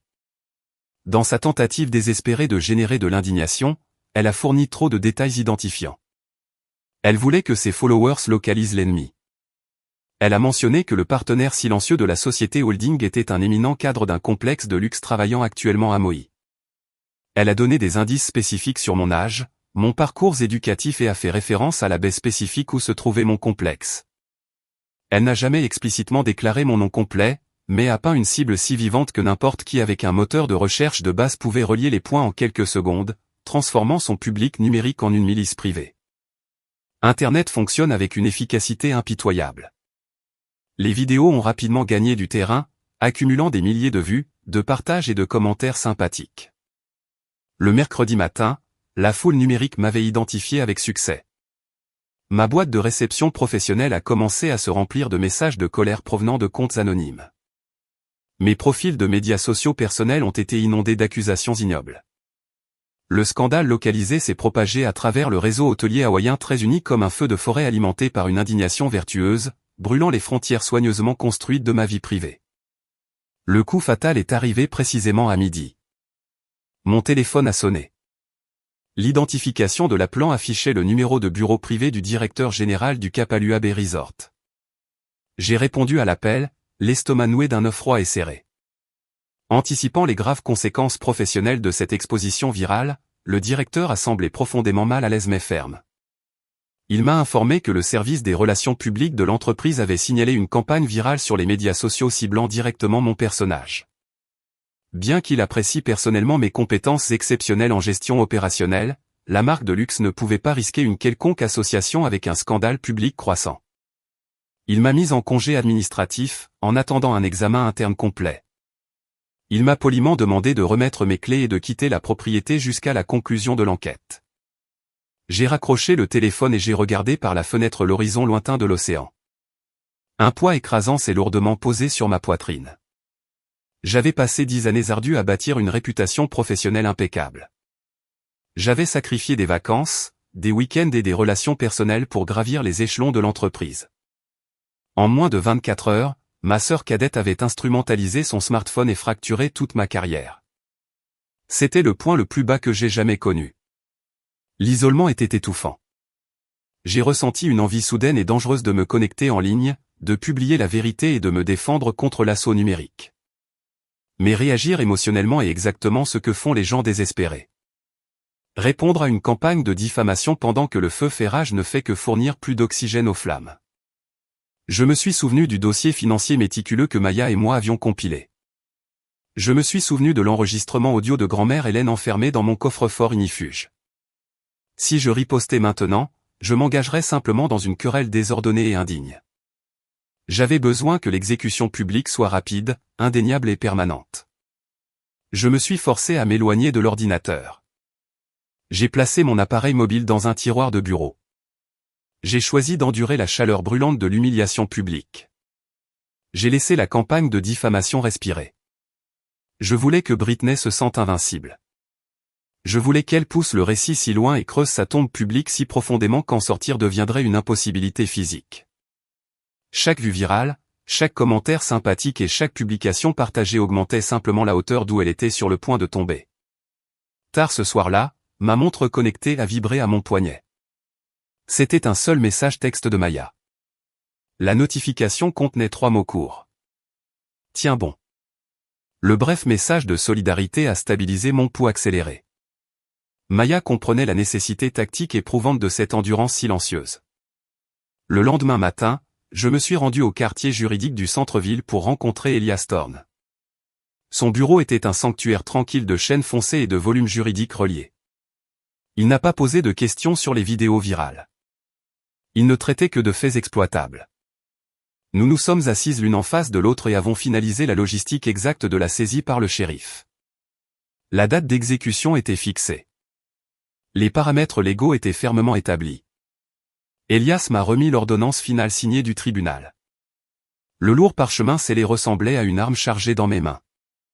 Ma famille croyait sincèrement que mon manque de réponse indiquait une défaite totale. Ils pensaient que mon silence était un bouclier pathétique utilisé pour se cacher de leur tactique. Ils n'ont pas réalisé que le silence n'est jamais qu'un bouclier. Lorsqu'il est utilisé correctement, le silence est une corde d'arc tendue. La tension s'accumule, l'énergie se stocke, et la libération éventuelle devient létale. J'ai quitté le bureau de l'avocat la tête haute.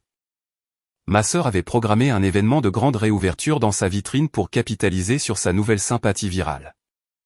J'allais assister à sa fête et j'apportais avec moi la vérité ultime. Britney a capitalisé sur son élan viral plus vite que je ne l'avais anticipé. 2 jours après ma suspension, une invitation numérique vibrante a été diffusée sur toutes les principales plateformes de médias sociaux de l'île. Elle a annoncé une grande réouverture et un gala d'investisseurs qui se tiendrait directement à la suite B le vendredi soir. C'était une manœuvre de relations publiques calculée déguisée en célébration communautaire. Elle a présenté l'événement comme une position de défi contre la cupidité des entreprises, exhortant ses nouveaux followers numériques à y assister et à soutenir l'entrepreneuriat local. Le véritable objectif était beaucoup plus désespéré.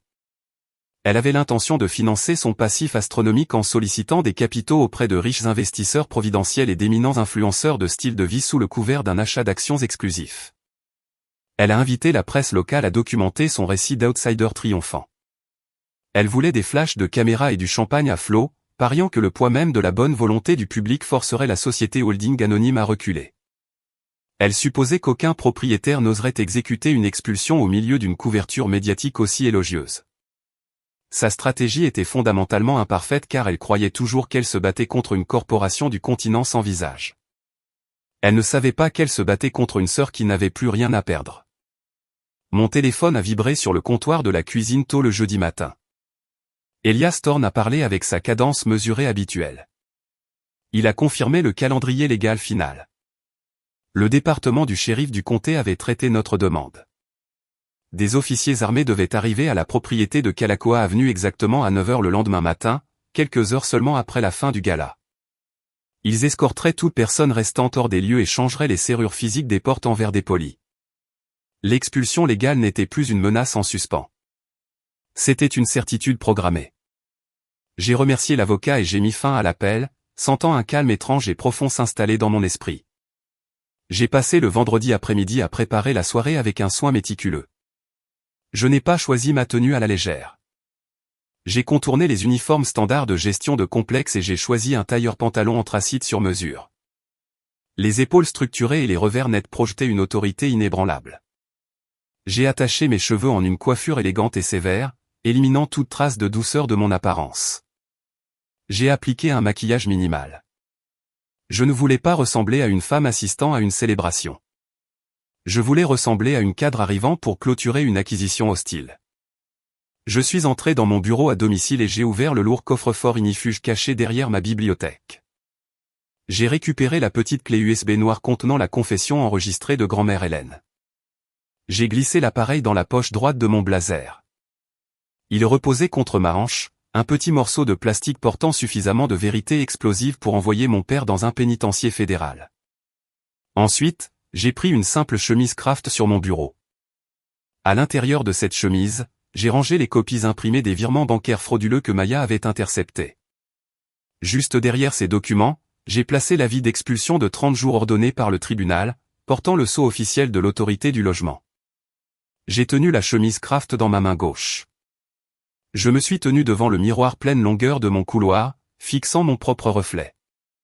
Avez-vous déjà dû détruire publiquement quelqu'un pour vous protéger? Ce n'est pas une expérience agréable. Cela va à l'encontre de tous les instincts qu'on nous enseigne sur la loyauté familiale et le pardon. Nous sommes conditionnés à tendre l'autre joue, à maintenir la paix, à absorber les dommages afin que les autres puissent rester à l'aise. Mais parfois, maintenir la paix exige d'entrer en guerre. Parfois, la seule façon d'arrêter un prédateur est de le traîner hors de l'ombre et de l'exposer à la lumière aveuglante des conséquences. J'ai pris les clés de ma voiture et je suis sorti. Le trajet vers Waikiki m'a semblé différent ce soir.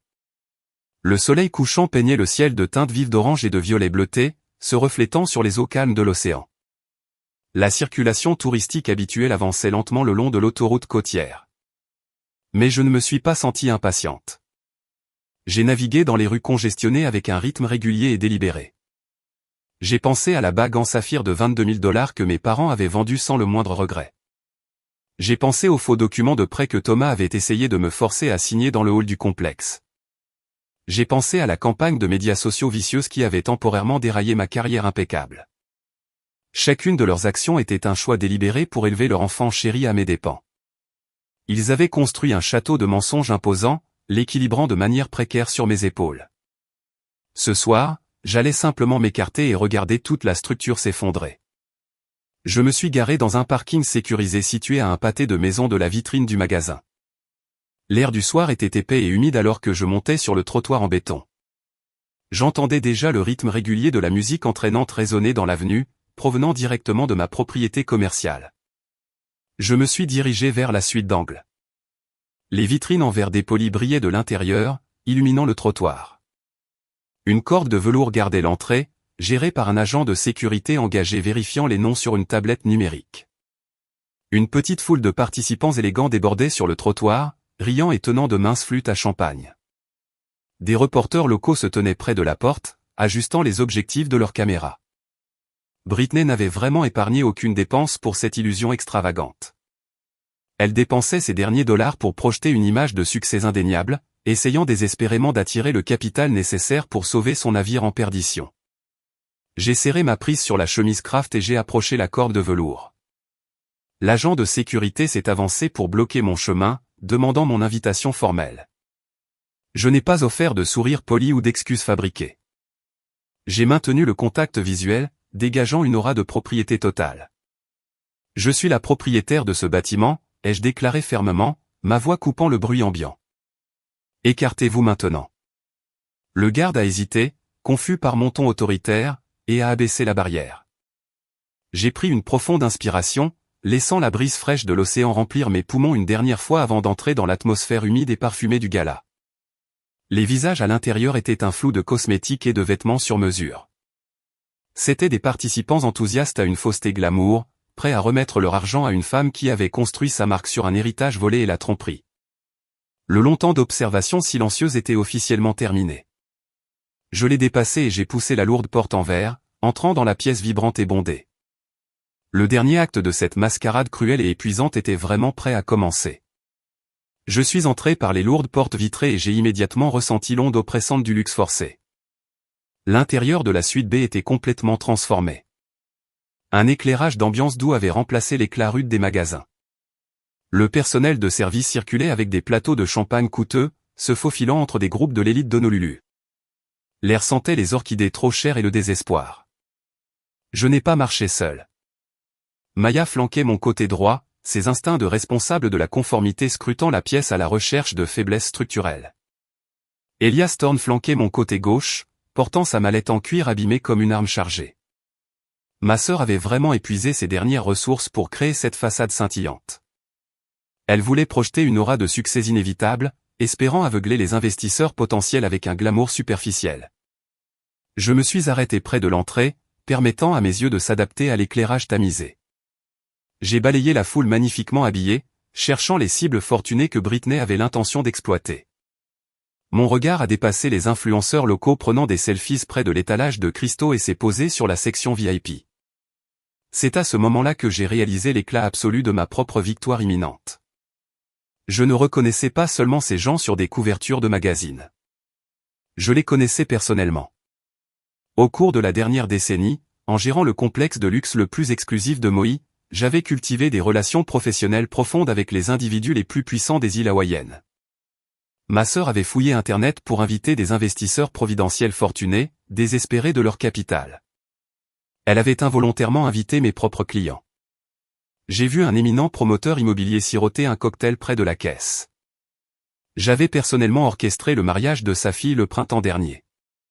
J'ai aperçu un capital risqueur de la Silicon Valley debout près du bar de bien-être. Je lui assurais constamment sa villa préférée en bord de mer chaque hiver. Britney croyait qu'elle présentait sa marque frauduleuse à des étrangers.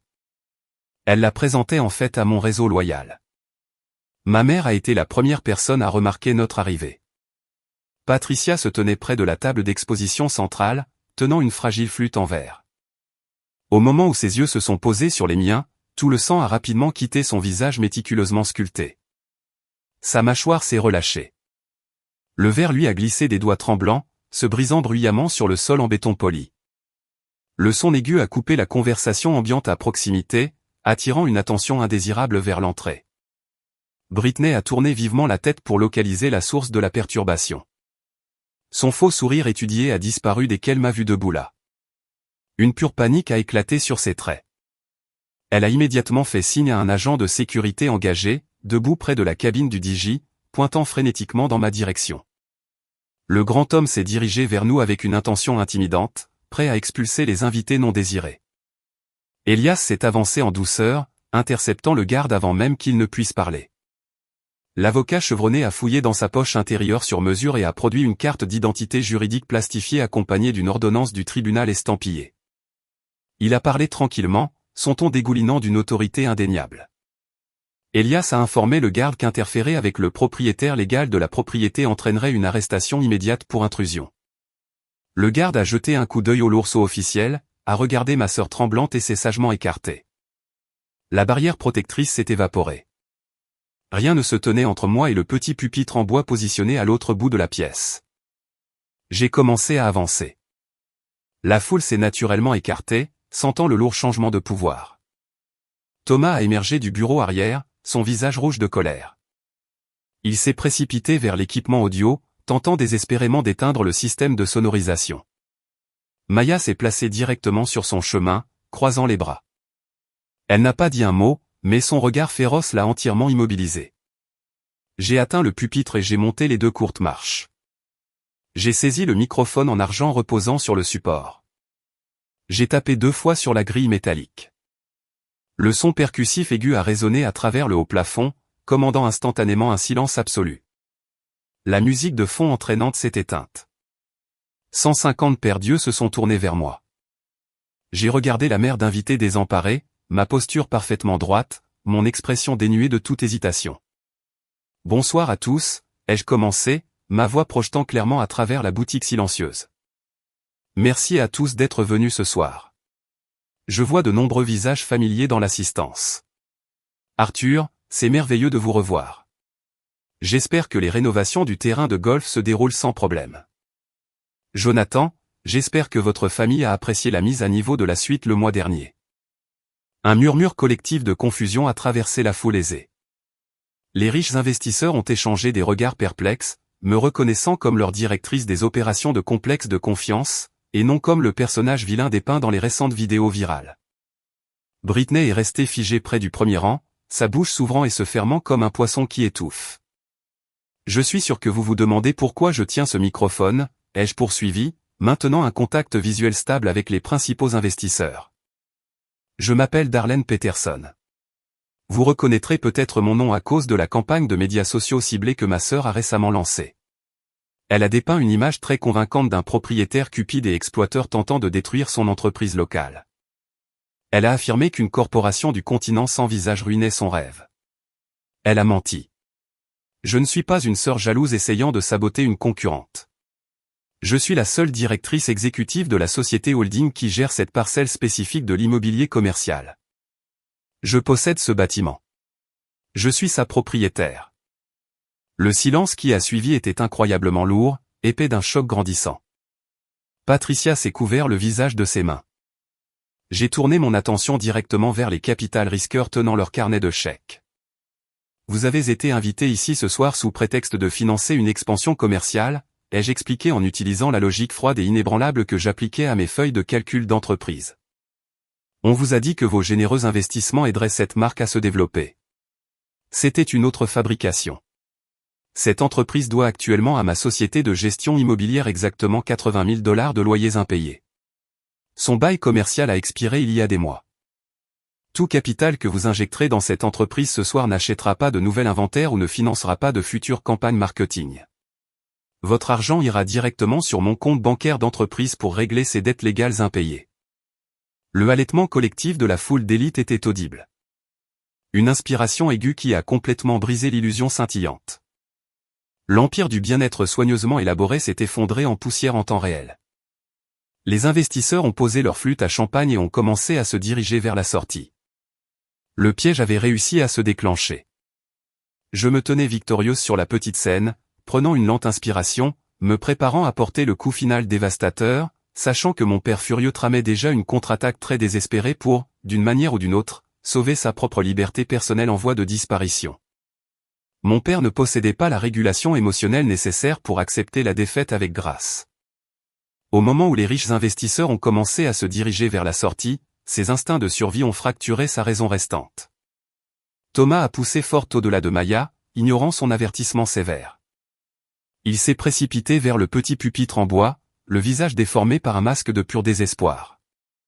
Il a pointé un doigt tremblant directement vers ma poitrine, sa voix résonnant au-dessus des murmures silencieux de la foule stupéfaite.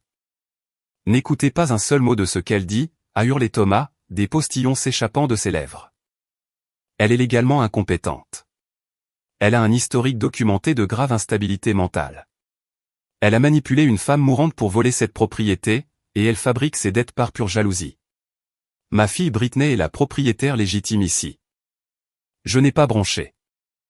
Je n'ai pas reculé d'un seul pas.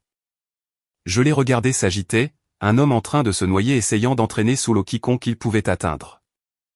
J'ai eu pitié de son profond manque de dignité. À ce moment crucial, j'ai fouillé dans la poche droite de mon blazer anthracite, mes doigts enroulés autour du plastique lisse de la clé USB noire. Le panneau de commande du système audio se trouvait sur une petite table directement adjacente au pupitre, connecté au haut-parleur au plafond dispersé dans tout l'espace de vente.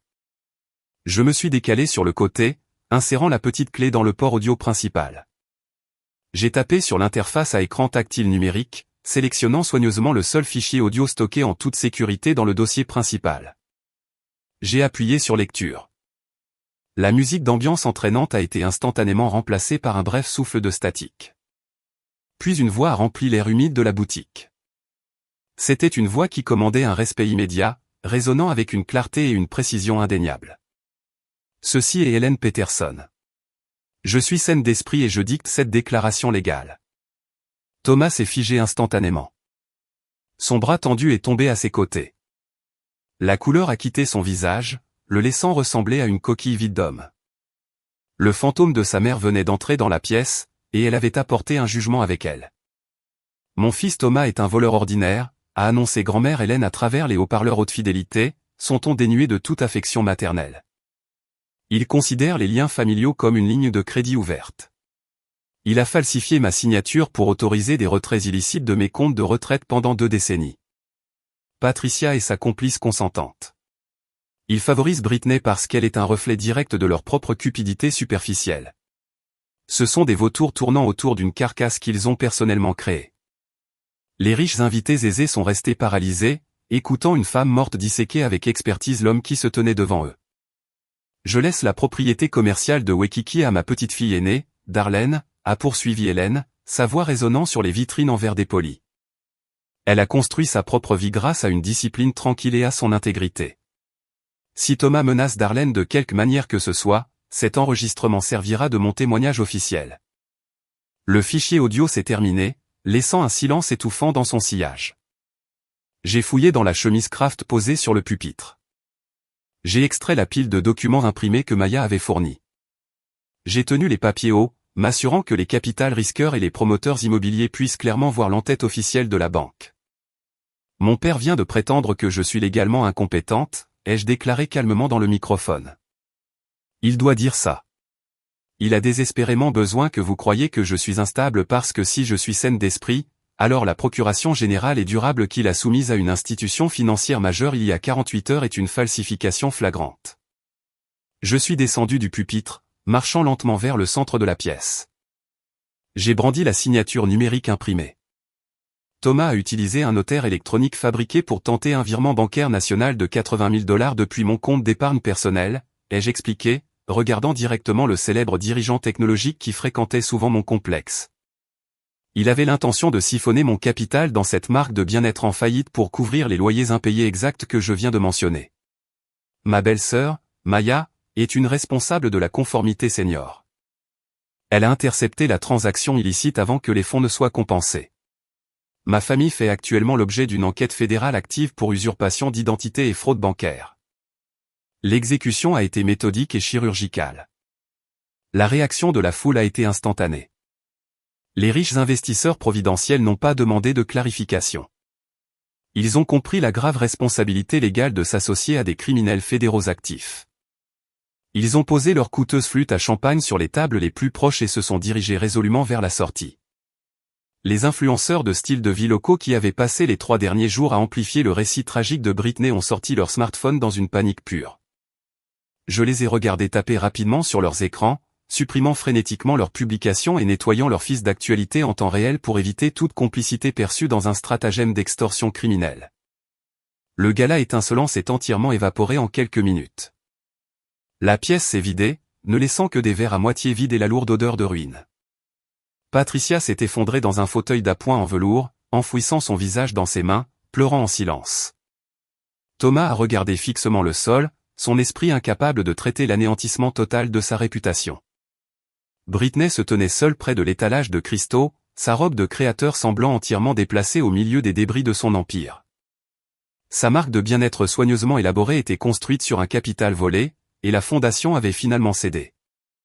Je me suis lentement dirigé vers elle, ma posture haute et droite, mon expression illisible. J'ai fouillé dans la chemise Kraft une dernière fois. J'ai sorti l'avis d'expulsion ordonné par le tribunal, portant le sceau officiel de l'autorité du logement d'Hawaï. J'ai remis le parchemin juridique épais directement à ma sœur en pleurs. Elle l'a pris de ses mains tremblantes, ses yeux mouillés grands ouverts d'une pure peur et d'une incrédulité soudaine. Vous avez exactement 12 courtes heures pour quitter ma propriété commerciale, lui ai-je dit tranquillement. Le shérif du comté arrivera demain matin à 9 h pour changer ses serrures. Tout inventaire restant à l'intérieur sera saisi pour compenser votre dette d'entreprise impayée. Je me suis détourné d'elle et je suis retourné au pupitre en bois. J'ai posé délicatement le microphone en argent sur la surface, le laissant produire un doux bruit sourd final. Je n'ai pas pris la peine de regarder par-dessus mon épaule. Je me suis dirigé vers les lourdes portes en verre, flanquées une fois de plus par Elias et Maya.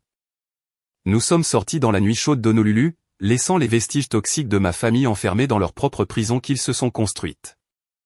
La destruction publique était complète, mais je savais que les retombées désespérées suivraient inévitablement le soleil du matin. Le soleil du matin s'est levé sur l'océan Pacifique, projetant de longues ombres sur les trottoirs vides de Kalakaua Avenue. Il était exactement 9 heures du matin, un samedi. L'humidité lourde de la nuit précédente s'était dissipée, laissant une clarté nette et implacable dans l'air. J'ai garé ma voiture de l'autre côté de la rue, en face de la suite B, restant à l'intérieur de l'habitacle climatisé pour observer la procédure finale. 2 véhicules du shérif du comté se sont arrêtés sur le trottoir, leur lumière se reflétant sur les vitrines en verre dépoli du magasin. 4 officiers en uniforme sont descendus sur le trottoir, accompagnés d'un serrurier sous contrat portant une lourde mallette à outils. Britney était déjà là. Elle se tenait près de l'entrée, portant des lunettes de soleil noires et serrant une tasse de café en papier comme une bouée de sauvetage. La façade glamour du gala était entièrement effacée. Elle avait l'air petite, vaincue et étonnamment ordinaire. L'officier principal lui a tendu un presse-papier contenant le mandat d'expulsion officiel ordonné par le tribunal. Je l'ai regardé signer les documents d'une main tremblante. Le serrurier s'est rapidement déplacé vers les portes d'entrée, perçant les anciens cylindres et installant de lourds remplacements en laiton. Le bruit de grincement aigu du métal sur métal a résonné dans l'avenue. La barrière physique était maintenant permanente. L'inventaire de détails, les coûteux étalages de cristaux et les équipements esthétiques importés étaient légalement enfermés à l'intérieur. Son empire du bien-être soigneusement élaboré a officiellement cessé d'exister. Elle était en faillite. La saisie physique n'était que le premier domino à tomber. L'effondrement légal et financier s'est produit rapidement au cours des heures suivantes, s'exécutant avec une efficacité systémique impitoyable. Maya était retournée à son bureau de l'institution financière tôt ce matin-là pour finaliser les procédures de conformité. La banque a formellement rejeté la procuration générale et durable falsifiée que Thomas avait soumise. Le virement bancaire national illicite de 80 000 $ a été définitivement annulé et les fonds ont été sécurisés et retournés à mon portefeuille d'épargne principal. Cependant, les institutions bancaires n'ignorent pas simplement les tentatives flagrantes d'usurpation d'identité fédérale. Maya a transmis le rapport de sécurité signalé au niveau fédéral, déclenchant un audit obligatoire automatique de l'ensemble de l'historique financier de mes parents. À midi, la division de la conformité bancaire avait initié un gel complet de chaque compte portant le nom de mon père ou de ma mère. Leurs comptes courants, leurs comptes d'épargne conjoints et leurs portefeuilles de retraite restants ont été instantanément bloqués en attendant l'issue de l'enquête fédérale sur la fraude. Leurs cartes de crédit ont été refusées. Leurs cartes de débit ont été rendues inutiles. Le capital volé sur lequel ils comptaient pour financer leur style de vie extravagant s'est évaporé dans l'air. Je suis retourné à mon appartement d'Honolulu, laissant le quartier de Waikiki derrière moi. Mon smartphone a vibré sur le siège passager. L'écran affichait un appel entrant de Patricia. Je n'ai pas pris l'appareil. J'ai laissé la sonnerie numérique résonner dans l'habitacle silencieux de mon véhicule, permettant au système automatisé de détourner la connexion vers ma boîte vocale. Je suis entré chez moi, j'ai posé mes clés sur le comptoir et j'ai versé un verre d'eau froide. J'ai appuyé sur l'icône de notification sur mon écran pour accéder au message enregistré. La voix de Patricia a rempli la cuisine silencieuse. Ce n'était ni le ton arrogant et autoritaire qu'elle avait utilisé au restaurant de fruits de mer, ni la manipulation mielleuse qu'elle employait lors de ses premières demandes de prêt. C'était un son brut et hystérique, épais de panique authentique et de pleurs désespérés. « Darlene, s'il te plaît, décroche le téléphone », sanglotait-elle, ses mots se bousculant. « La banque vient de tout bloquer. Nous ne pouvons pas acheter de courses. Nous ne pouvons pas payer l'hypothèque. Thomas est terrifié à l'idée que les autorités viennent l'arrêter. Tu dois arrêter ça. Tu dois appeler les enquêteurs et leur dire que c'était juste un simple malentendu. Nous sommes ta famille, Darlene. La famille, c'est pour toujours. Tu ne peux pas envoyer ton propre père dans un pénitencier fédéral pour une stupide erreur. Nous sommes tellement désolés. S'il te plaît, retire juste les rapports de fraude. Nous ferons tout ce que tu veux. Je suis resté parfaitement immobile, écoutant le son agonisant d'une femme regardant tout son monde s'effondrer. Elle a imploré la miséricorde, mais elle n'a pas assumé la responsabilité du vol, de la manipulation ou de la campagne de diffamation vicieuse. Elle regrettait seulement d'avoir été prise. Je n'ai pas ressenti le moindre gramme de culpabilité. Mon expression est restée entièrement plate. Je n'ai pas versé une larme pour leur ruine auto-infligée. J'ai réalisé avec une clarté nette et cristalline que ma famille ne m'avait jamais vraiment aimé. Ils n'aimaient que les ressources qu'ils pouvaient extraire de ma discipline. Quand mon silence a cessé d'être un outil pour leur commodité, ils m'ont rejeté. J'ai appuyé sur le bouton de suppression. L'enregistrement numérique a disparu définitivement, effaçant ces supplications désespérées de mon existence. Il n'y aurait pas de réconciliation forcée. Il n'y aurait pas de câlin en larmes, pas de séance de thérapie, et pas de seconde chance. Certains ponts ne sont pas destinés à être réparés. Ils sont destinés à être brûlés jusqu'au sol afin que les prédateurs ne puissent pas vous suivre de l'autre côté de la rivière. J'ai ouvert un nouveau message texte adressé à Elias Thorne. L'avocat spécialisé dans les successions attendait ma directive finale concernant les retombées interpersonnelles. J'ai tapé une instruction claire et concise. Signifier à Thomas, Patricia et Britney des ordonnances restrictives permanentes et légalement contraignantes. Assurez-vous que les paramètres interdisent tout contact physique, numérique ou de tiers. Utilisez la confession audio et la documentation sur la fraude bancaire comme preuve fondamentale pour les injonctions.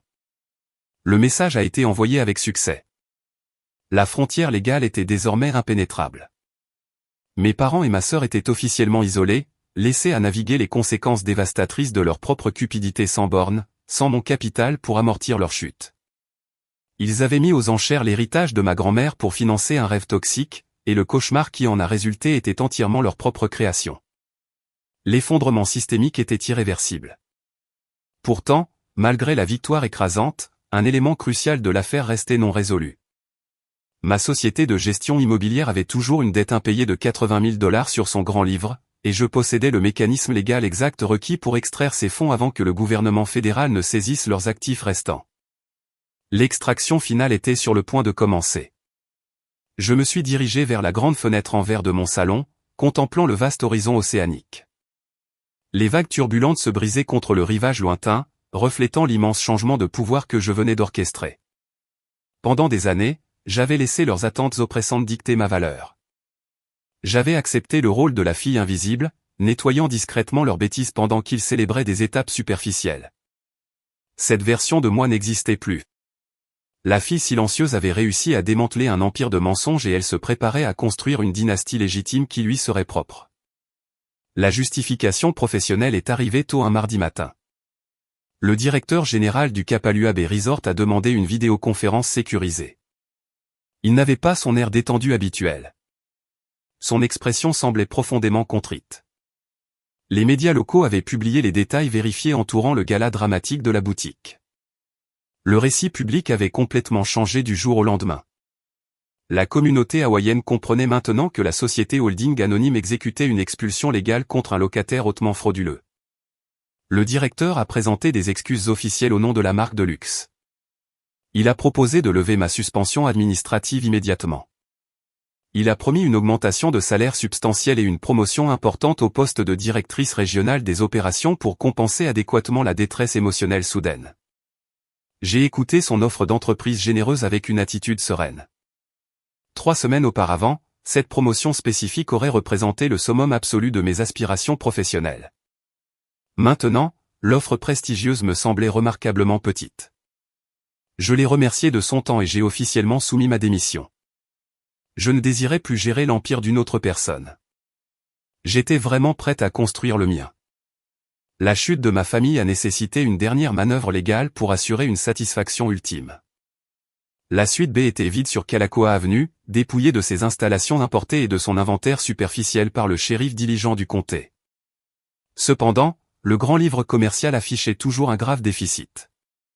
Britney devait à ma société de gestion immobilière exactement 80 000 $ en loyers impayés.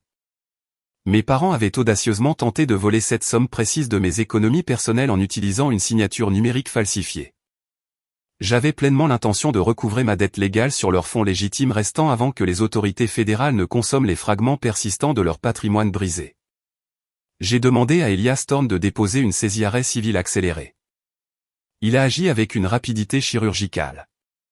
Tandis que les enquêteurs fédéraux se concentraient intensément sur la fraude bancaire, l'avocat chevronné a localisé un fonds commun de placement propre que mon père avait établi des décennies auparavant. Thomas avait bêtement oublié de dissimuler cet actif spécifique. Le tribunal civil a reconnu l'incontestable violation du bail commercial et a autorisé une saisie immédiate du compte. Le vendredi après-midi, Elias a sécurisé le virement rapide. L'argent a été viré directement sur mon portefeuille de titres d'entreprise. J'avais réussi à extraire exactement le capital qu'ils avaient essayé de siphonner de ma vie. La justice financière était profonde et inflexible. Ils avaient mis en gage la bague en saphir vintage de ma grand-mère pour 22 000 $ afin de financer un rêve de détail toxique. En forçant ma main et en déclenchant la fiducie aveugle, ils m'avaient remis la clé légale pour saisir 4 fois ce montant initial. Je n'ai pas placé les 80 000 $ récupérés sur un compte d'épargne passif. Le capital nécessite un mouvement délibéré pour générer un véritable pouvoir. J'ai utilisé les fonds extraits comme capital de démarrage pour lancer un cabinet de conseil en hôtellerie haut de gamme. Ma nouvelle entreprise s'adresserait exclusivement aux complexes de luxe indépendants à travers les îles hawaïennes. Je possédais déjà le réseau de clients d'élite, l'expertise opérationnelle et la réputation inébranlable nécessaires pour obtenir des contrats d'entreprise lucratifs. Je n'avais besoin que d'un siège social phare pour ancrer ma nouvelle entreprise. Je me suis rendu à Waikiki et j'ai déverrouillé les lourdes portes en laiton de la suite B. L'intérieur sentait la lavande éventée et la défaite persistante. J'ai engagé une équipe d'entrepreneurs locaux pour vider entièrement l'espace. Ils ont arraché les étagères peintes de couleur pastel et les fragiles étalages de cristaux. Ils ont remplacé le décor superficiel par des bureaux en acajou foncé, des chaises en cuir élégantes et des cloisons vitrées insonorisées. En 4 courtes semaines, la vitrine en faillite a été transformée en un formidable bureau de direction. La justice poétique a résonné à travers chaque mètre carré du sol en béton poli. La délusion superficielle de ma sœur a directement financé ma réalité concrète. L'empire qu'ils ont essayé de voler est devenu le fondement exact que j'ai utilisé pour les remplacer définitivement. Je me tenais près des fenêtres du sol au plafond de mon nouveau bureau privé, observant la circulation touristique animée naviguer sur l'avenue ensoleillée à l'extérieur. La brise chaude de l'océan traversait les panneaux de ventilation ouverts, apportant l'odeur familière de l'eau salée et de l'hibiscus en fleurs. Je me suis dirigé vers mon grand bureau en bois. J'ai placé les lourdes clés en laiton à côté de la boîte en velours bleu marine délavée. Le petit récipient est resté vide, dépourvu de la pierre précieuse étincelante qu'il protégeait autrefois. Il ne représentait plus un héritage volé ou un souvenir douloureux. Il servait de monument permanent à ma victoire incontestable. J'ai passé mes doigts sur le tissu usé, sentant la texture complexe du matériau. La fille silencieuse avait survécu à la terrible tempête en apprenant exactement comment contrôler la foudre. La transition d'employée invisible à fondatrice indépendante a été un parcours rigoureux. J'ai passé les jours suivants à finaliser les accords avec les fournisseurs et à obtenir des clients de premier plan qui respectaient mon éthique de travail inébranlable. Mon téléphone a vibré avec des messages de félicitations d'anciens collègues et d'éminents promoteurs immobiliers qui admiraient mes manœuvres stratégiques. Ils reconnaissaient l'intellect formidable requis pour démanteler un stratagème d'extorsion coordonné tout en acquérant simultanément un immobilier commercial de premier ordre. Je n'ai pas répondu immédiatement à tous les messages. J'ai savouré les moments de solitude tranquille, appréciant le silence profond qui caractérisait désormais ma routine quotidienne.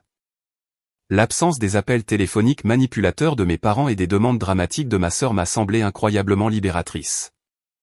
J'avais réussi à couper définitivement les liens parasitaires qui me liaient à une lignée toxique.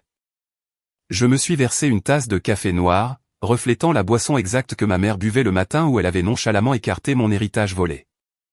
Le goût amer a servi de rappel fondamental du long chemin que j'avais parcouru. Les licences commerciales ont été encadrées et montées sur le mur blanc immaculé. La marque corporative a été finalisée et affichée sur la lourde entrée vitrée. Les limites légales ont été tracées à l'encre indélébile et appliquées par une loi d'État stricte. La scène était parfaitement prête pour un nouveau chapitre défini par l'autonomie et la force durable. Je me suis assise dans mon fauteuil en cuir moelleux, ouvrant un nouveau carnet pour rédiger ma première proposition de conseil officiel. La page blanche représentait un potentiel illimité, libéré du poids écrasant de l'obligation familiale. J'avais pris leur pire trahison et l'avais transformée en arme pour assurer ma liberté ultime. Cette victoire spécifique avait un goût plus doux que n'importe quel scénario de vengeance imaginaire. Ma grand-mère avait testé leur cupidité sans borne, et leur échec prévisible est devenu le catalyseur indéniable de mon extraordinaire succès. Chaque pas qu'ils ont fait pour détruire mon avenir a simplement pavé le chemin vers ma libération. J'ai regardé la boîte en velours une dernière fois, souriant à la simplicité brillante du piège caché. L'héritage était en sécurité, et l'avenir radieux m'appartenait entièrement pour toujours. J'étais enfin vraiment prête à commencer à vivre maintenant. 6 mois se sont écoulés depuis que les lourdes portes vitrées de la suite B ont enfermé le passé. La tempête turbulente est passée, laissant place à un ciel clair. Je suis assise sur le lané en bois de ma maison en bord de mer à Maui. La marée du matin roule sur le sable blanc immaculé, produisant un son rythmique et apaisant. L'air sent le frangipanier frais et les embruns salés de l'océan. Je tiens une tasse en céramique remplie de café noir d'origine locale. Maya est assise en face de moi dans une confortable chaise en osier, tenant sa tasse fumante. Elle a l'air incroyablement détendue. L'armure corporative rigide qu'elle portait s'est légèrement adoucie. Bien que son intellect aiguisé soit toujours présent, l'institution bancaire l'a récemment promue directrice régionale de la conformité, reconnaissant sa capacité exceptionnelle à identifier les menaces financières graves. Nous célébrons son élévation méritée. Aujourd'hui, nous regardons un voilier lointain tracer un chemin lisse sur l'eau bleue. Le contraste entre notre réalité actuelle et le chaos que nous avons laissé derrière nous est frappant. Nous avons construit notre succès sur une fondation d'intégrité inébranlable tandis que mes proches ont construit leur empire fragile sur le vol et l'illusion. Maya prend une lente gorgée de sa boisson, partageant les dernières nouvelles d'Honolulu. L'enquête fédérale s'est conclue à la fin du mois dernier. Thomas a évité une longue peine de prison en acceptant un accord de plaidoyer strict. Il purge 5 ans de probation pour fraude bancaire numérique. Les termes exigent un conseil obligatoire et l'empêchent de gérer des comptes commerciaux. Sa réputation au sein de la communauté des affaires locales est ruinée. Personne ne fait confiance à l'homme reconnu coupable d'avoir tenté de voler sa fille. Patricia reste à ses côtés, vivant dans un appartement plus petit en périphérie de la ville. La banque a saisi leur résidence principale pour régler les dettes persistantes qu'ils avaient accumulées lors de leur tentative désespérée de sauver le navire commercial en perdition. Ils passent leur journée à naviguer dans une nouvelle réalité difficile, définie par des budgets rigides et la disgrâce publique. Les galas de charité opulents et les dîners exclusifs des clubs de campagne sont des souvenirs lointains. Ils ont échangé leur mode de vie confortable contre quelques mois éphémères de validation superficielle. Et le coup ultime a été tout leur avenir. J'ai écouté ces détails sombres sans ressentir la moindre once de pitié. Le puits d'empathie s'est tari il y a longtemps. La conversation tourne vers Britney. L'effondrement rapide de sa marque de bien-être l'a forcée dans un paysage inconnu du travail réel. Les fournisseurs locaux qu'elle avait ignorés avec désinvolture ont déposé de nombreuses plaintes civiles contre son entité corporative vide. Pour satisfaire les jugements légaux croissants et éviter de nouvelles poursuites, elle a trouvé un emploi dans un magasin de vêtements de détail à grand volume dans un centre commercial bondé. Elle travaille des quarts de travail au salaire minimum, pliant des vêtements et aidant les clients sous la stricte supervision d'un gérant qui a plusieurs années de moins qu'elle. La persona glamour d'influenceuse de style de vie qu'elle a désespérément essayé de cultiver est morte. Elle passe ses pauses à compter de maigres gains, calculant combien de mois il lui faudra pour rembourser l'imprimerie et le décorateur d'intérieur qu'elle a fraudé. Elle ne publie plus de vidéos larmoyantes en ligne à la recherche de dons de sympathie. Internet est passé au prochain spectacle viral, la laissant faire face aux sombres conséquences de son propre droit sans bornes. Elle a appris une leçon dévastatrice sur le véritable prix du succès emprunté. Vous ne pouvez pas construire un château imposant avec des briques volées aux fondations d'une autre personne, car le propriétaire légitime finira par revenir pour réclamer sa propriété. Maya pose sa tasse vide sur la table en verre. Elle me demande si je ressens une culpabilité persistante concernant l'issue sévère. Je la regarde et lui offre un sourire paisible et authentique. Je cherche dans mon cœur la moindre trace de regret ou de tristesse, mais je ne trouve qu'une immense et tranquille sérénité. La culpabilité exige une transgression, et je n'ai commis aucun crime contre eux. Je me suis simplement écarté et j'ai permis aux conséquences naturelles de leurs actions d'arriver sans entrave. Ils ont allumé l'allumette et versé l'essence. J'ai simplement refusé de me laisser jeter sur le feu pour éteindre les flammes. L'anxiété étouffante qui définissait autrefois mon existence a disparu. Je ne redoute plus la sonnerie de mon téléphone ni l'apparition soudaine d'invités non désirés. Les ordonnances restrictives permanentes restent fermement en place, créant une forteresse invisible autour de ma nouvelle vie. Je me réveille chaque matin légère et sans fardeau. La lourde chaîne de l'obligation familiale est brisée. Mon cabinet de conseil prospère, attirant des clients prestigieux qui apprécient ma vision stratégique et mes normes éthiques intransigeantes. J'ai transformé une trahison douloureuse en un triomphe indéniable.